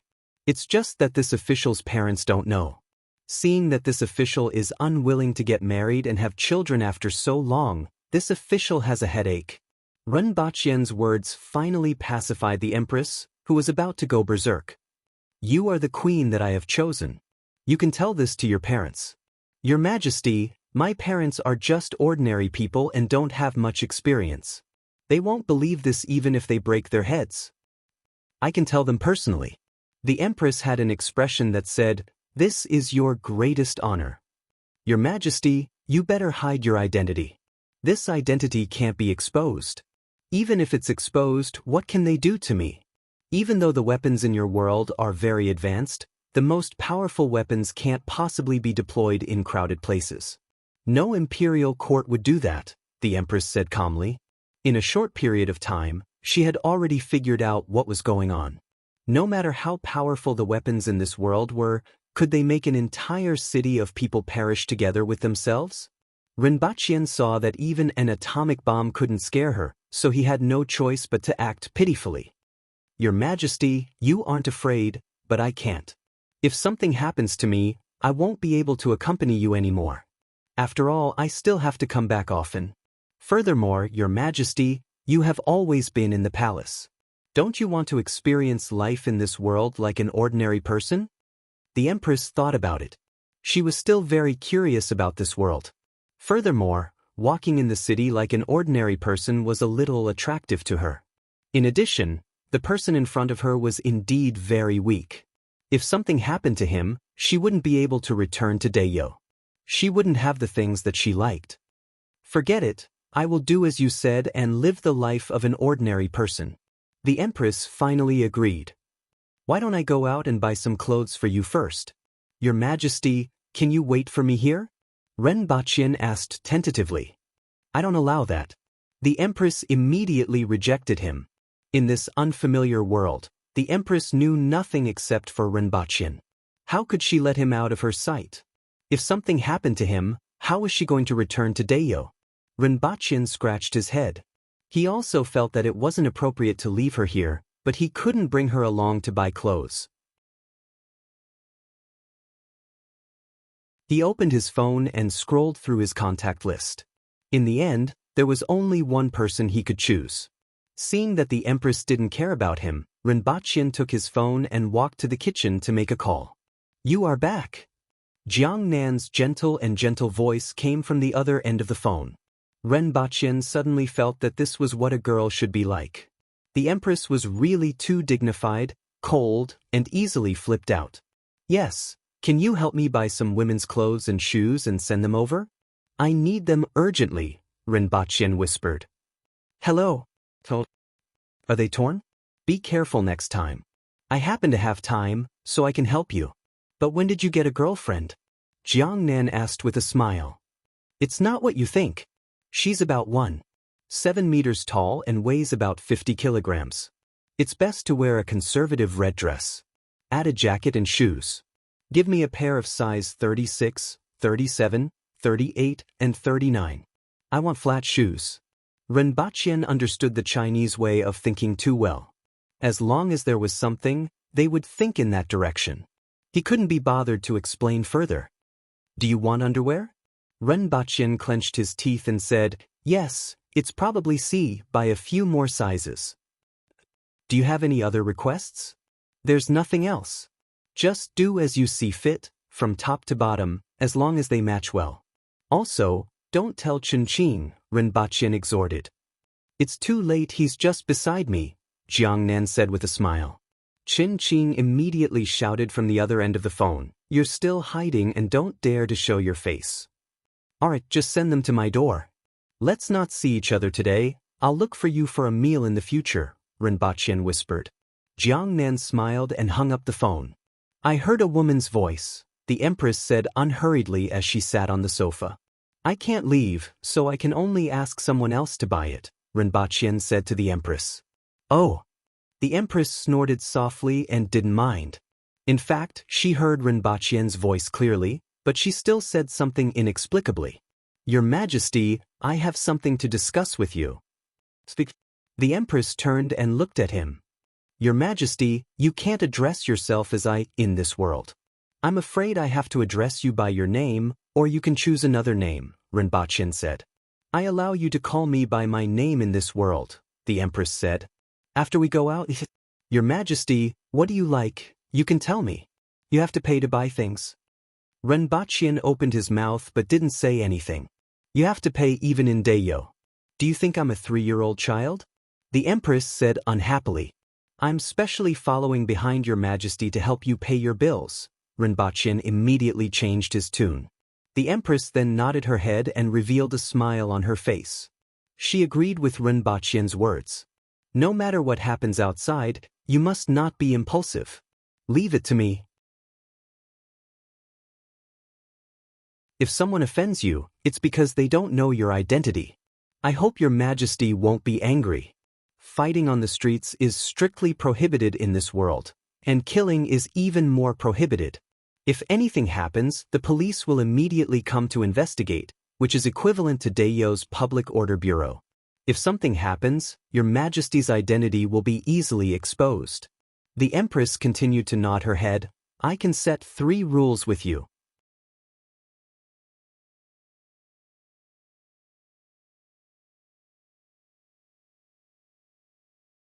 Chapter 145. Zixiao. Renbaqian was perspiring profusely as he looked at the Empress. I allow it. The Empress nodded her head. Your Majesty, you have to call me that in this world, Renbaqian corrected her. Well, I allow you to call me by my name, the Empress corrected him. Zixiao, where do you want to see? Renbaqian asked. You said that the commoners here live and work in peace and contentment. Let's go and take a look. I want to see how the commoners in your world live, the Empress said after thinking for a while. Then let's go to the supermarkets and shopping malls. Those are the most crowded places. However, due to the large number of people, they might accidentally touch you. Don't get angry, Renbaqian warned her again. I got it. Since I have made an agreement with you, I will not go back on my word, the Empress said impatiently. Your Majesty, you might not know how to wear the clothes in this world. I have to inform you about this, Renbaqian said as he searched for bra on his phone. Then he showed the photo of the phone to the Empress. The Empress saw a photo of a woman wearing a bra on the screen. The phone instantly appeared in her hand and 3 of her fingers exerted force. Boom! The phone exploded. Even the battery exploded. There was no injury on the Empress's hand. What do you want to say? The Empress asked unhappily. Renbaqian opened his mouth and didn't know whether to laugh or cry. I'm afraid that your Majesty won't be able to wear the clothes in this world. You can tell me how to wear it when the time comes, the Empress said coldly and turned her head to look out of the window. But I was going to tell you how to wear it just now. Renbaqian thought helplessly, but he couldn't say anything. It was a pity that his phone had died a tragic death. Could it be that he had to wear a bra to demonstrate to the Empress later? It seemed like this was the only way. Even though he only knew how to remove the bra, he didn't know how to wear it. After waiting for a long time, the sky was about to turn dark. Renbaqian then heard someone knocking on the door. There's someone outside. The Empress turned her head and looked over. The clothes are here. I will go out to get them after they leave, Renbaqian said. He didn't want to see Qingqing and Jiangnan now, especially not to let the Empress see them. Even though the Empress had promised him that she wouldn't get angry easily, he felt that it was better not to complicate matters. After about 10 minutes, Renbaqian stood up and looked through the peephole. There was no one there. After pushing open the door, he saw 7 to 8 bags and boxes on the ground. Renbaqian carefully carried all of them to the entrance of the house. Fortunately, the 2 of them didn't turn around and hide somewhere. It had to be said that it was a very heartwarming thing to have such an understanding friend. Renbaqian closed the door, piled the boxes on the coffee table, and took out the shoes one by one. The shoes were exactly the same. They were black and had a buckle that was a combination of half a square and half a 5-pointed star. The buckle was decorated with broken diamonds and looked very beautiful. Let's try the size. Renbaqian passed the size 37 to the Empress. The Empress was rather pleased with the expression on her face. It was rare to see such an expression on Renbaqian's face. She looked somewhat like a young girl. This is fine, the Empress said after putting it on. Renbaqian memorized the size 37. He then opened the other bags. Inside was a long red dress. The upper part of the dress was made of gauze and the rest of the dress was made of an opaque material. The dress was full of exquisite embroidery. It's fine. The Empress nodded her head. Your Majesty, this dress is put on from the top to the bottom. Renbaqian roughly gestured and the Empress nodded her head. There was a long coat in the other bag. Renbaqian casually put it aside. It was not too late to try it on later. The last paper bag was poured on the table. There were 2 lace panties that were translucent at the front and back. One was black and the other was red. There were a few bras, black and red, and they were also lace. Your Majesty! Renbaqian's throat was a little dry. Even though these undergarments weren't very revealing, it was enough to make his heart tremble if the person in front of him wore them. What's this? The Empress curiously took one of them. This is the underwear of our world. Renbaqian said awkwardly. Then he gritted his teeth, took out a bra and put it on himself. This is how you wear it, then buckle it at the back. This is an inner bra, it's like this. Before Renbachien could finish his demonstration, his whole body flew into the air, scaring him half to death. Fortunately, he only fell lightly on the ground. When he came back to his senses, he saw a red dress disappearing around the corner. Soon after, the door closed with a bang. Phew! Renbachien sat on the ground and let out a long breath. Teaching the Empress how to wear undergarments still made him a little embarrassed. He got up and sat on the sofa. Renbachien waited for the Empress to change her clothes. He was also thinking about how the Empress would look after changing into modern clothes. After waiting for a long time, just when Renbachien was wondering why the Empress hadn't come out yet, he heard a voice coming from the room that the Empress had just entered. Renbachien. Your Majesty? Renbachien stood in front of the door and asked carefully. In your heart, what do you think of me? I want to hear the truth. The Empress's voice came from the room. It was a little deep. Like a fairy in the world, you are the only existence in this world, the world where Dayo is located. The radiance from your body is like the sun that attracts everyone. When they get close to you, they will feel the scorching heat and burns, but they are willing to do so, Renbachien said in a low voice. Renbachien lowered his voice and said, even he himself felt that his attainments in bootlicking had reached perfection. Come in. I can't fasten it anymore. Following Renbachien's words, the Empress's voice came from the room. Her voice was slightly trembling, and it seemed to be a little shy. In an instant, Renbachien's heart trembled incessantly along with this voice. It was as if a ball of fire was burning in his heart. Your Majesty, I'm going in. Renbachien hesitated for a while, gently turned the door handle and said. Inside the room, the Empress's back was facing Renbachien. She was only wearing a pair of black translucent panties. One of her arms was covered in front of her chest. 2 black straps were hanging down, and her hair was hanging in front of her shoulders. Her fair and smooth back, slender legs, and hooked buttocks were all exposed in front of Renbachien. Renbachien's throat was dry. His heartbeat soared from 67 beats per minute to 120 beats per minute. It was like a beating drum, and it seemed as if it would jump out of his chest at any time. The back view in front of him, as well as the identity and strength of the owner of this back view, simply made him want to explode. I can't fasten it anymore. Fasten it for me, the Empress said coldly. However, the trembling in her voice couldn't be concealed. Yes, Your Majesty. Renbachien closed his eyes and took a deep breath. Even though his heart was still beating very fast, it was at least slightly better than before. Renbachien took a few steps forward, stretched out his hands, and grabbed the 2 straps that were hanging down. He took a whiff of the Empress's fragrance and fastened the straps together with his trembling hands. When his fingers came into contact with the smooth skin of the Empress's back, the Empress trembled slightly. Renbachien's forehead was beaded with sweat as he fastened the straps. It took him a long time to fasten it properly. During this period of time, his fingers brushed across the Empress's back more than once, giving her goosebumps. And every time he made contact, Renbachien's heart would tremble once. Your Majesty, I've fastened it.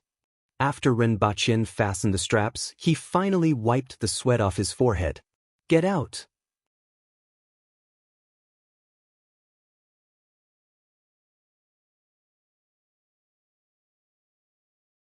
Chapter 146. After a long time, the Empress changed her clothes and came out of the room. Renbachien's eyes immediately lit up. Even though she was still wearing a red dress, the modern and exquisite red dress gave off a different vibe. She became more charming. However, her expression was still as cold as ever, seemingly colder than before. This greatly reduced her charm. Let's go out and take a look, the Empress said coldly. The Empress said coldly. It was as if nothing had happened just now and she had returned to her original state. Renbachien suddenly felt that the Empress who was trembling slightly in the room was just his imagination. The one in front of him was the real Empress. This was what the Empress should look like. All right. Renbachien nodded his head. He went back to his room to change his clothes, took his wallet and keys, cut off the label on his coat, and draped it over the Empress. It's a little cold outside. Even though you won't be affected, you still have to put on a show for ordinary people, Rinpoche said softly. Even though he felt that the lady he saw in the room just now was an illusion, there were still some changes in his heart. Some soft spots in the bottom of his heart were touched. He didn't know if he was more afraid of the Empress or if he had more feelings for her. It would be a lie to say that he wasn't moved when such a lady chose him as her husband. It was just that the Empress's might had completely suppressed this feeling in his heart. At this moment, this feeling sprouted again. It was just that he didn't know when it would blossom. The Empress didn't reject him and didn't look at him. She just stood there and let him drape the coat over her. The coat was black and made of wool. The style was very simple, but it was also very easy to match. Jiang Nan had indeed put in a lot of effort. After draping the coat over the Empress, the two of them went out and took the elevator down. Rinpoche conveniently explained, "This is an elevator, it can transport people and goods up and down quickly." The Empress could feel a slight sense of weightlessness. "What's written on it?" The Empress finally opened her mouth and pointed to the button. "It's written in numbers 1, 2, 3. Each number represents a floor," Rinpoche patiently explained. The Empress slowly memorized these numbers in her heart. "It's out, I want to see what it looks like." Chen Qing sat in the driver's seat with a smile on his face as he looked at the two people walking out from a distance. "You're too naughty." Jiang Nan smiled gently. She knew that Chen Qing was just curious. As the two of them approached, their eyes widened in shock. The lady walking beside Rinpoche was like a fairy from the world. Even in modern society, people had seen countless celebrities and idols, but this lady gave off a different vibe.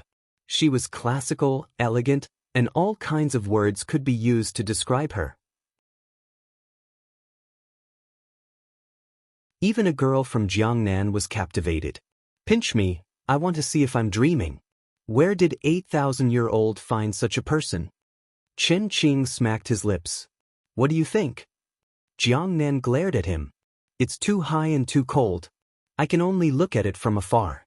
It's out of my league." Chen Qing shook his head. Yes, he was too tall and too cold.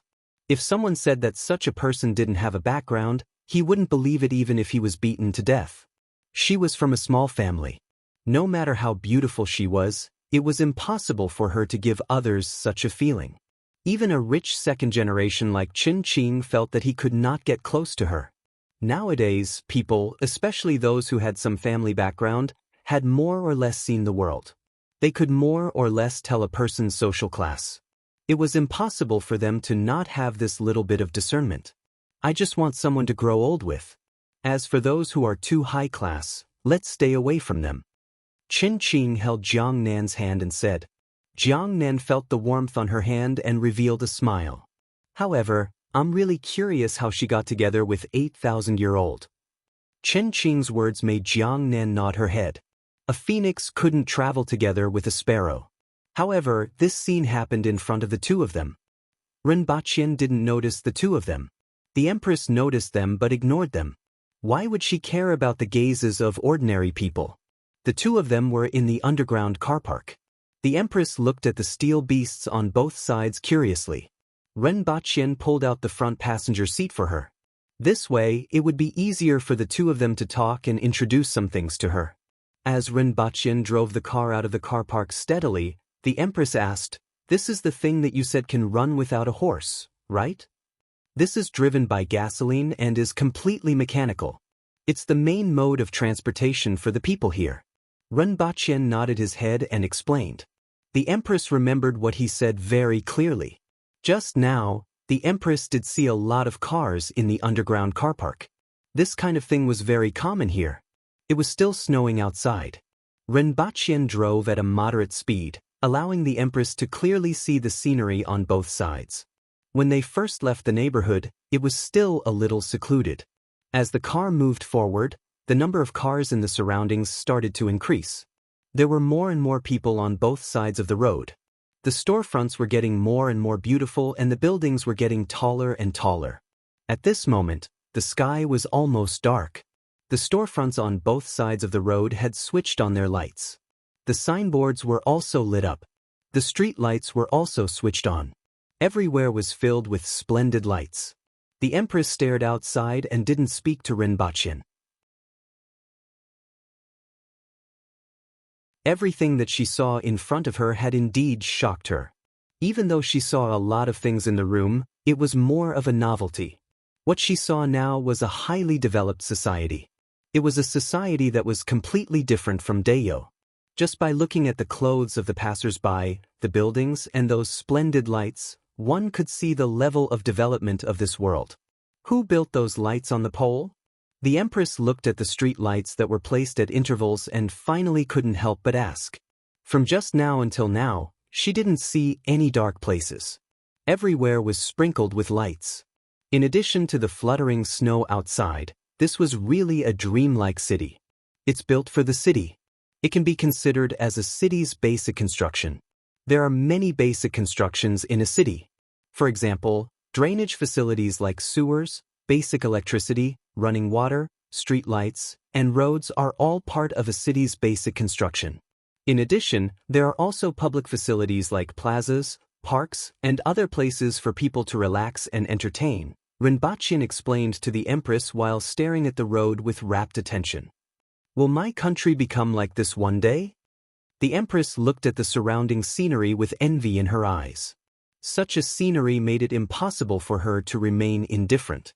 With me around, it will definitely be possible. Rinpochen finally shifted his gaze from the road in front of him to the Empress and said energetically.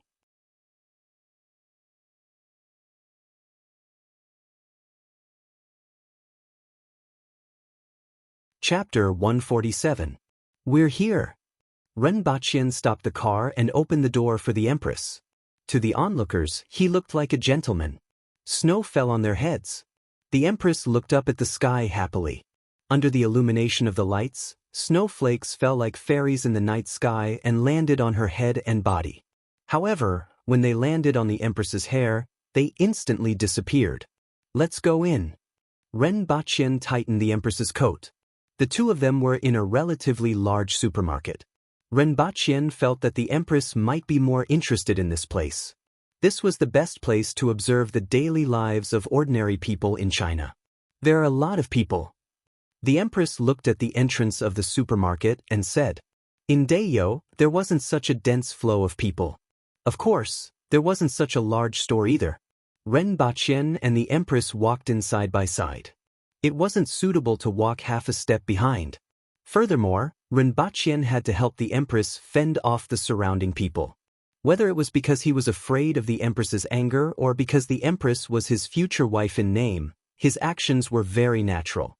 To outsiders, there wasn't anything strange about it. Rinpochen didn't know what he was feeling at the moment. He just wanted to do it. Perhaps it was more of the former, but it wasn't necessarily the latter. However, Rinpochen quickly realized that even though there were people coming and going here, everyone subconsciously changed their movements when they got close to the Empress. No one was within half a meter of her. The most eye-catching thing about the Empress was that she was too beautiful, especially with her temperament. That kind of nobility and indifference combined together made her look like someone who shouldn't be in this place. Even though she gave off a cold feeling, she still attracted the attention of passers-by. The two of them entered the supermarket. Rinpochen pushed a cart and walked side by side with the Empress. The Empress's gaze was on the dazzling lineup of goods on both sides. There were so many goods that she was dazzled. These are potato chips, considered a type of snack. They aren't very healthy. Every time Rinpochen noticed that the Empress's gaze lingered on an item, he would softly explain and put the item into the cart basket. These are biscuits, a food that is occasionally used to satisfy one's hunger. The taste depends on one's personal preference. These are canned fruits that are drained and can be stored for a long time. This is salt. When Rinpochen mentioned salt, the Empress picked up the bag of salt, observed it carefully and said, it's very white, almost the same as the salt used in the palace. How much can one tael of silver buy? Rinpochen did some calculations. One tael of silver was 500 grams, which was about 2,000 yuan. I can buy 1,000 bags.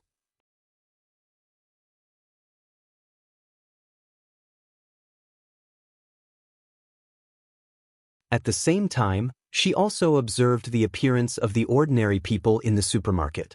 Indeed, just like what Rinpoche said, they were living a rich life. She could feel the disparity between them, and this made her a little envious. No matter which emperor it was, they all hoped that their country would become like this. When the two of them sat in the cart, Rinpoche laughed and said, "It seems like I'm not the only one who thinks that you are a fairy." Just now, many people felt the same way. Many of them were looking at us, but in fact, they were looking at you. I don't know if I should dig their eyes out. This was half a joke and half a truth. The Empress tilted her head and looked at him. "Do you really think so?" Rinpoche nodded. "Then don't lie to me in the future." After saying this, the Empress turned her face outside the window. This wasn't the first time she said that she didn't like to be lied to and was even a little worried about being lied to. When she said such words, it always made people feel that she wasn't like what she looked like on the outside. She was actually very meticulous.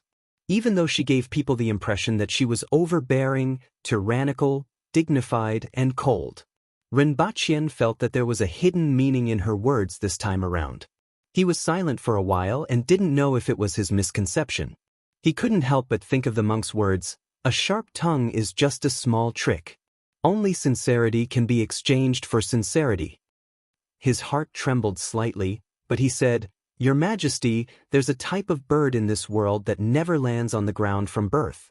It keeps flying in the sky and only lands on the ground when it dies. It's the same for me. Ever since I met Your Majesty, I have been chasing after Your Majesty's brilliance. I won't stop until I die, just like that kind of bird that pursues the sky. The difference between us is that even if I die, even if I'm in the netherworld, I will still raise my head and look up at Your Majesty. No one has ever said such words to me before. I will believe it." The Empress was silent for a while and sighed softly. At this moment, her mind was in a mess. She wanted to slap this fellow who was disturbing her state of mind to death. It seemed like a very simple thing, but she couldn't lift her palm no matter how hard she tried. This wasn't the first time. It was the same for her the last time. However, she couldn't lift her palm both times. She didn't know why she said such weak words. She only felt that her heart was trembling. Rinpoche tilted his head and looked at the Empress who had turned her head to look outside. At this moment, the Empress gave Rinpoche the feeling of a fairy that had descended to the mortal world. It gave him an indescribable impulse. It was even more intense than when he was in that room in the afternoon. "This is arranged by heaven. Heaven is the greatest." Rinpoche finally said this sentence. He was saying this to the Empress as well as himself.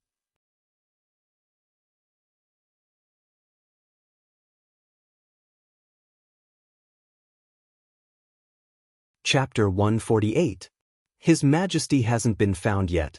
If there's any news, we'll send it back immediately. In a mansion, two old men sat opposite each other. One of them frowned slightly. That demon should have been killed long ago. Otherwise, such a thing wouldn't have happened. If anything were to happen to His Majesty, the consequences would be unimaginable.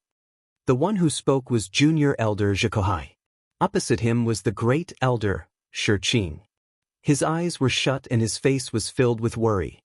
The disappearance of the Empress was too big of a deal.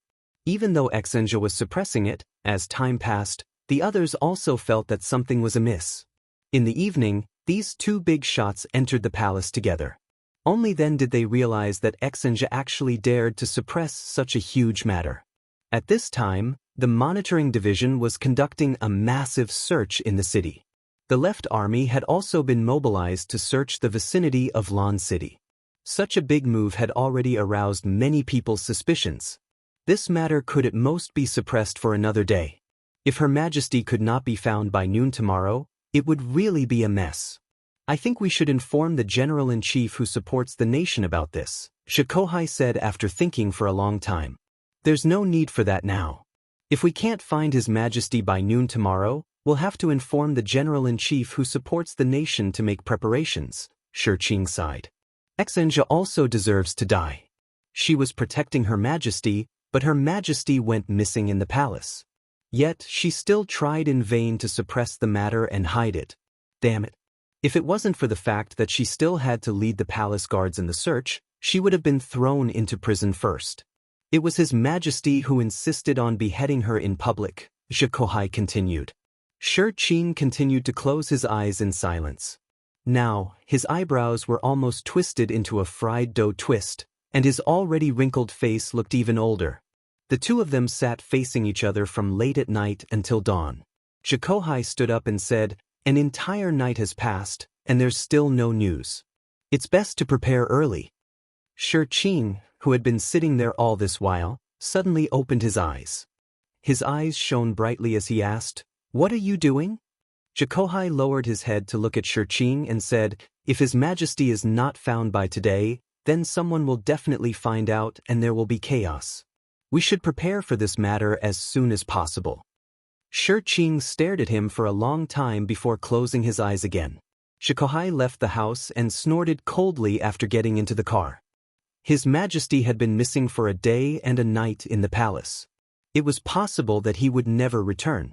If they still couldn't find His Majesty after a few days, they could ask that person to come back. At this moment, there were still a few guards standing guard in Yangxin Palace Hall. As the air in the hall suddenly distorted, two people suddenly appeared here. "Oh, Your Majesty!" When the guards saw the two people in the hall, they were overjoyed and knelt on one knee. The ones who appeared in the hall were naturally Ren Baqian and the Empress. Ren Baqian was wearing a pair of casual pants and a shirt. The Empress was wearing a long red dress, but she had already changed into a new one. The Empress released her grip on Ren Baqian's hand, turned around, took a few steps back to the couch, and sat down.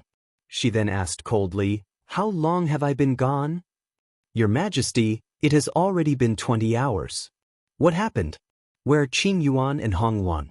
Call Xinjia over as well." After the Empress spoke, the imperial guards below immediately responded, and two of them hurriedly ran out. The remaining two told her some things that they knew. For example, Xinjia ordered all the imperial guards to search the palace. At the same time, she suppressed the news and let the Department of Inspection conduct a large-scale search in Lan City. However, because the movement was too big, it attracted the attention of the two elders. After discovering that the Empress was missing, she informed the left army to search outside the city. Also, Qing Yuan and Hong Yuan were locked up in the side hall and were guarded. In short, the day that the Empress went missing had alarmed many people. After all, with her status, every move of hers would set off a lot of waves, let alone a matter like her disappearance. After a while, Xinjia walked into the hall in big strides wearing her helmet and armor. Her face was full of joy. "Greetings, Your Majesty." The Empress nodded slightly and said, "Well done. Get someone to inform the Great Elder and Junior Elder to enter the palace. Get the left army and the Department of Inspection to stop as well. Get Kuyong and Lei Yu to see me. In addition, all of you are dismissed." "Yes, Your Majesty. I will take my leave." Xinjia and the other two imperial guards responded and strode away. After they left, the Empress looked at Ren Baqian and said in a slightly gentler voice, "You should go back and rest. Don't delay your cultivation." "Your Majesty, I will take my leave." After Ren Baqian finished speaking to the Empress, he turned around and left the palace. Not long after, he met Qing Yuan and Hong Yuan, who were rushing over. They glared at him fiercely. He actually went missing with the Empress and even implicated the two of them. It wasn't to the extent of feeling aggrieved, but they were somewhat resentful towards Ren Baqian. On the contrary, Ren Baqian returned to Pingle Park with a good-natured smile on his face. He only sighed when he returned to his room. During these 2 days on Earth, the Empress had become much gentler. Ren Baqian could see her envy, uneasiness, curiosity, and various other emotions. She was becoming more and more like an ordinary person. However, after returning to Dayo, she had reverted back to her original high and mighty Empress. On the contrary, Ren Baqian felt that the Empress, who was dressed in red, sitting on the sofa, eating ice cream and watching the news while he was cooking breakfast in the kitchen, was much more likable to him. This dignified and cold Empress always made him feel extremely pressured. After dispelling the thoughts in his mind, Renbachian calculated the time taken for this round trip. It was 2.5 days on Earth, which was equivalent to 20 hours here. Renbachian was prepared to see how long he could stay in this world if he didn't take the initiative to go back. After sitting on the bed for a while, Renbachian threw these distracting thoughts aside and immersed his mind into the visualization of water, of Rui visualization. Once again he appeared beside that lake. Not many people knew about the disappearance of the Empress. Most people only knew that the husband chosen by the Empress had suddenly gone missing in the palace. The Department of Inspection had conducted a massive search in the city and stopped after a day. It was said that they had found him. Shi Qing heaved a sigh of relief upon hearing the news of the Empress's return. The wrinkles on his face had also smoothed out. When Zhikohai heard this news, he was stunned for a long time. In the end, he entered the palace without saying a word to the Empress. When he arrived at the palace gate, he already saw Shi Qing's car parked there. "Your Majesty is back." Shi Qing smiled meaningfully at Zhikohai. "This is great news. I am also relieved." Zhikohai smiled as well. Both of them entered the palace together to see the Empress. "I wonder where did your Majesty go this time?" Shi Qing immediately asked after seeing the Empress. "A rather interesting place," the Empress replied casually. To her, Earth was indeed very interesting. Civilization, prosperity, and extremely powerful machines. This was her biggest impression of Earth. She hoped that one day, Deo could also be like this.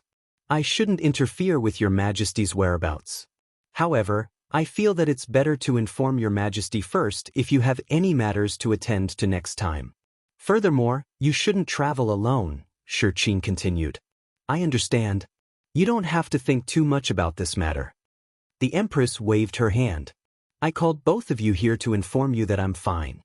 If there's nothing else, both of you may leave. Your Majesty's disappearance this time has caused a great impact.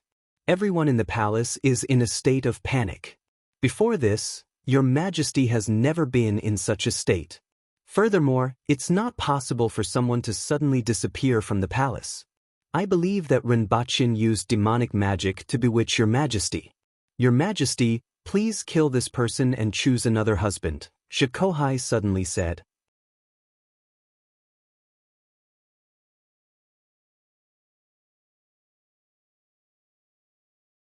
Chapter 149. "Your Majesty, please kill this man and choose another husband," Zhikohai suddenly said. The Empress narrowed her eyes and a cold glint flickered in her eyes. The next second, the Empress appeared in front of Zhikohai, grabbed him by the throat, and lifted him up. "Your Majesty, please show mercy." Shi Qing's expression changed. Although he didn't like Zhikohai, he couldn't let him die. The Empress carried Zhikohai and stared into his eyes until his face turned red and he was almost out of breath. Only then did she casually throw him aside. "It's none of your business to meddle in my affairs. You may leave," the Empress said coldly and turned back to her couch. Zhikohai covered his throat as he gasped for air. Then he got up, bowed to the Empress, and left. Outside the palace, Shi Qing looked at Zhikohai and asked, "Why did you say that?" "His Majesty's private affairs are not for us to interfere." This was something he could not understand. This is no longer a private matter. He has bewitched His Majesty in the palace and will inevitably cause a great disaster in the future. I feel that even if your Majesty doesn't like it as a subject, I still have to remind your Majesty, Zhikohai said. Shi Qing looked at Zhikohai, not saying a word for a long time. He didn't believe Zhikohai's words. The person in front of him was the one who disliked the Empress the most. The person with the most complicated thoughts was also the person in front of him. Sometimes, Shi Qing even felt that he was just wearing the skin of an aboriginal. Shi Qing would never believe that he was doing this for the good of His Majesty, risking his life and risking the wrath of His Majesty. So what was his goal? Watching Zhikohai get into the car and leave, Shi Qing stood there for a long time before he shook his head slightly and stopped thinking about him. He had too many thoughts on his mind. However, where exactly did Her Majesty and storyteller Ren go? He was also extremely curious. He just knew that if His Majesty wanted to tell him, he would naturally know. If His Majesty didn't want to say it, then there was no need for him to ask. The Empress sighed a long time after the two of them had left. "Your Majesty, what's wrong? Is something bothering you?" Hong Wan took a few steps forward and massaged the Empress's shoulders. "Pour some wine for me," the Empress ordered. Although it was early in the morning, she still felt that it was in the evening before they returned. She liked to drink. She could suppress everything. This was her way of soothing her mood, whether it was when he was bored or when he had something on his mind. At this moment, her heart was in a mess. After Rinpochen was done with the visualization of water, he slept in his room for the entire morning. He only woke up when the maid who delivered the vegetables knocked on his door. Rinpochen waited for her to leave before he sat down at the table. Before he even picked up his chopsticks, he could already smell that something was amiss. There were familiar spices and familiar dishes. This was prepared by the Imperial Kitchen. Previously, the Imperial Kitchen was only in charge of the Empress's meals. Everyone else, including Rinpochen, was in charge of another organization. Was this arranged by the Empress? Rinpochen thought. Other than this, there was no other explanation. From this, it could be seen that the treatment he received this time was indeed different. When he thought of the Empress, many complicated and indescribable feelings welled up in his heart. What a pity, I didn't expect that she would really come back this time. I didn't even bring anything with me. Maybe next time. Rinpochen thought of the pile of clothes and snacks that he bought for the Empress and found it somewhat funny. The Empress loved to say, "I want this." Compared to, "I want this," it was less domineering and more gentle. After Rinpochen finished his meal, he got up and went to Qingshin Palace Hall. It was better for him to learn how to read first. After entering, Rinpochen immediately threw a handful of candies on the table. The originally drowsy Lin Xiaola immediately became spirited. She looked at Rinpochen with her bright eyes, just like a husky begging for food. "Continue to teach me how to read. Today, I will use a different method. Tell me word by word and I will go back to practice by myself," Rinpochen said. "Sure." Lin Xiaola nodded her head. However, not long after, she sensed that something was amiss. Even though Rinpochen didn't know the language here, he would usually use a language that he couldn't understand to record. This let Lin Xiaola know that he was actually literate, just that he didn't know the language of Great Xia. That's right, the language used in Dayo was Great Xia's language. Even though the Aboriginals also had a language, it was limited and completely insufficient to express themselves. Today, Rinpochen didn't use the stupid method of slowly practicing word by word. He directly asked for a word and wrote a note at the back. This way, it wouldn't take long for him to learn everything that he knew. When that time came, he wouldn't be able to use her, and where would she find candies? "I don't want to teach anymore." Lin Xiaola immediately pushed the table and leaned back. Her face was filled with unhappiness. "What's wrong?" Rinpochen raised his head and saw that she was throwing a tantrum. "If I teach like this, I will learn it in less than 5 days, Lin Xiaola mumbled.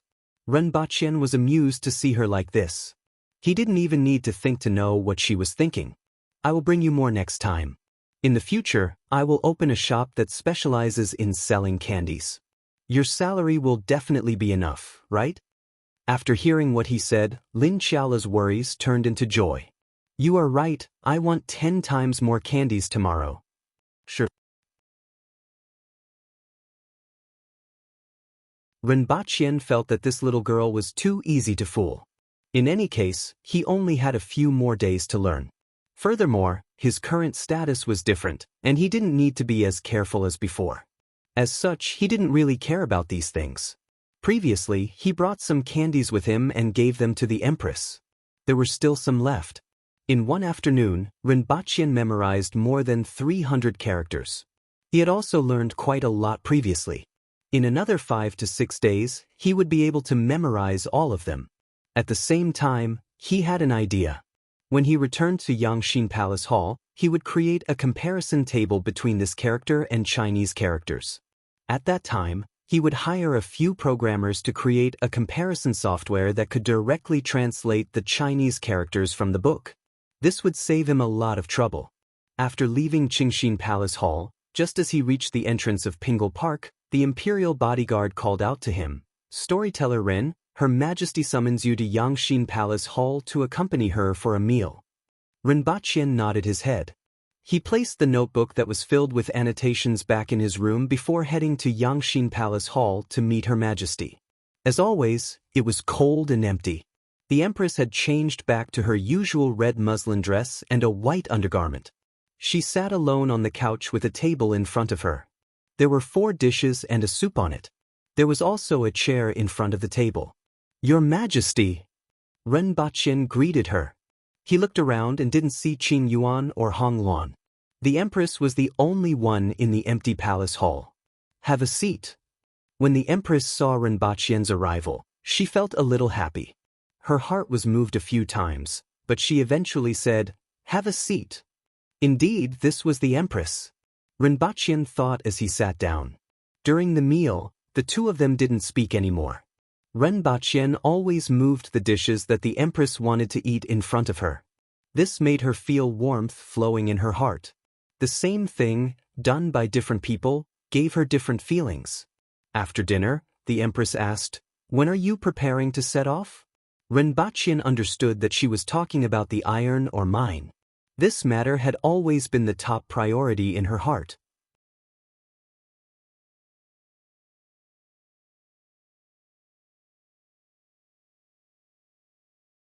Chapter 150. Friendly reminder, the original chapters 145 and 146 have become 146 and 147.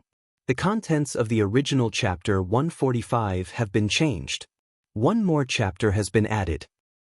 "Your Majesty, please kill this man and choose another husband," Shikohai suddenly said. The Empress narrowed her eyes and a cold glint flickered in her eyes. The next second, the Empress appeared in front of Shikohai, grabbed him by the throat, and lifted him up. "Your Majesty, please show mercy." Shi Qing's expression changed. Although he didn't like Shikohai, he couldn't let him die. The Empress carried Shikohai and stared into his eyes until his face turned red and he was almost out of breath. Only then did she casually throw him aside. "It's none of your business to meddle in my affairs. You may leave," the Empress said coldly and turned back to her couch. Shikohai covered his throat as he gasped for air. Then he got up, bowed to the Empress, and left. Outside the palace, Shi Qing looked at Shikohai and asked, "Why did you say that?" "His Majesty's private affairs are not for us to interfere." This was something he could not understand. This is no longer a private matter. He has bewitched His Majesty in the palace and will inevitably cause a great disaster in the future. "I feel that even if Your Majesty doesn't like it as a subject, I still have to remind Your Majesty," Shikohai said. Shi Qing looked at Shikohai, not saying a word for a long time. He didn't believe Shikohai's words. The person in front of him was the one who disliked the Empress the most. The person with the most complicated thoughts was also the person in front of him. Sometimes, Shi Qing even felt that he was just wearing the skin of an aboriginal. Shi Qing would never believe that he was doing this for the good of His Majesty, risking his own life and risking the wrath of His Majesty. So what was his goal? Watching Shikohai get into the car and leave, Shi Qing stood there for a long time before he shook his head slightly and stopped thinking about him. He had too many thoughts on his mind. However, where exactly did Her Majesty and Storyteller Ren go? He was also extremely curious. He just knew that if His Majesty wanted to tell him, he would naturally know. If His Majesty didn't want to say it, then there was no need for him to ask. The Empress sighed a long time after the two of them had left. "Your Majesty, what's wrong? Is something bothering you?" Hong Wan took a few steps forward and massaged the Empress's shoulders. "Pour some wine for me," the Empress ordered. Although it was early in the morning, she still felt that it was in the evening before they returned. She liked to drink. She could suppress everything. This was her way of soothing her mood, especially when his heart was in a mess. At this moment, her heart was in a mess. After Rinpoche was done with the visualization of water, he slept in his room for the entire morning.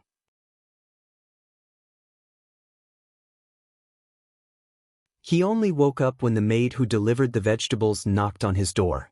Rinpoche waited for her to leave before he sat down at the table. Before he even picked up his chopsticks, he could already smell that something was amiss. There were familiar spices and familiar dishes. This was prepared by the imperial kitchen. Previously, the imperial kitchen was only in charge of the empress's meals. Everyone else, including Ren Baqian, was in charge of another organization. Was this arranged by the empress? Ren Baqian thought. Other than this, there was no other explanation. From this, it could be seen that the treatment he received this time was indeed different. When he thought of the empress, many complicated and indescribable feelings welled up in his heart. What a pity, I didn't expect that she would really come back this time. I didn't even bring anything with me. Maybe next time. Ren Baqian thought of the pile of clothes and snacks that he bought for the empress and found it somewhat funny. The empress liked to say the most, "I want this." Compared to, "I want this," it was less overbearing and more gentle. After Ren Baqian finished his meal, he got up and went to Qingxin Palace Hall. It was better for him to learn how to read first. After entering, Ren Baqian immediately threw a handful of candies on the table. The originally drowsy Lin Xiaola immediately became spirited. She looked at Ren Baqian with her bright eyes, just like a husky begging for food. "Continue to teach me how to read. Today, I will use a different method. Tell me word by word and I will go back to practice by myself," Ren Baqian said. "Sure." Lin Xiaola nodded her head. However, not long after, she sensed that something was wrong. Even though Ren Baqian didn't know the language here, he would usually use a language that he didn't understand to record down. This made Lin Xiaola know that he was actually literate, just that he didn't know the language of Great Xia. That's right, the language used in Deyo was Great Xia's language. Even though the Aboriginals also had a language, it was limited and completely insufficient to express themselves. Today, Ren Baqian didn't use the stupid method of slowly practicing word by word. He directly asked for a word and wrote a note at the back. This way, he would learn everything that she knew in no time. When that time came, he wouldn't be able to use her anymore. How would she get candies then? "I don't want to teach anymore." Lin Xiaola immediately pushed the table and leaned back. Her face was filled with unhappiness. "What's wrong?" Ren Baqian raised his head and saw her throwing a tantrum. "If I teach like this, I will learn it in less than 5 days, Lin Xiaola mumbled. Ren Baqian was amused to see her like this. He didn't even need to think to know what she was thinking. "I will bring you more next time. In the future, I will open a shop that specializes in selling candies. Your salary will definitely be enough, right?" After hearing what he said, Lin Xiaola's worries turned into joy. "You're right. I want 10 times more candies tomorrow." "Sure." Ren Baqian felt that this little girl was too easy to fool. In any case, he only had a few more days to learn. Furthermore, his current status was different. He didn't need to be as careful as before. As such, he didn't really care about these things. After taking out the ones that he brought with him and giving them to the empress, there were still some left. In one afternoon, Ren Baqian memorized more than 300 words. He had also learned quite a lot previously. In another 5 to 6 days, he would be able to memorize all of them. At the same time, he had an idea. When he returned to Yangxin Palace Hall, he would make a comparison table between this word and Chinese characters. At that time, he would hire a few programmers to make a comparison software that could directly translate the Chinese characters from the book. This would save him a lot of trouble. After leaving Qingxin Palace Hall and arriving at the entrance of Pingle Park, the Imperial Guard called out to him, "Storyteller Ren, Her Majesty summons you to Yangxin Palace Hall to accompany her for a meal." Ren Baqian nodded his head. He first placed the note that was filled with annotations back in his room before going to Yangxin Palace Hall to see Her Majesty. It was as cold and empty as ever. The Empress had changed back to her usual red muslin dress and white undergarment. She sat alone on the couch with a table in front of her. There were 4 dishes and a soup on it. There was also a chair in front of the table. "Your Majesty!" Ren Baqian greeted her. He looked around and didn't see Qing Yuan and Hong Luan. The Empress was the only one in the empty hall. "Have a seat." When the Empress saw Ren Baqian's arrival, she felt a little happy. Her heart was moved a few times, but in the end, she only said, Have a seat. Indeed, this was the Empress. Rinpoche thought to himself as he sat down. During the meal, the two of them didn't speak anymore. Rinpoche always moved the dishes that the Empress wanted to eat in front of her. This made her feel warm in her heart. The same thing, done by different people, gave her different feelings. After dinner, the Empress asked, "When are you preparing to set off?" Rinpoche understood that she was talking about the iron or mine. This matter had always been the top priority in her heart. You're tuning in to the Passion Pages YouTube channel. We're so grateful for your support, and don't forget to subscribe to join us on this incredible journey through captivating stories.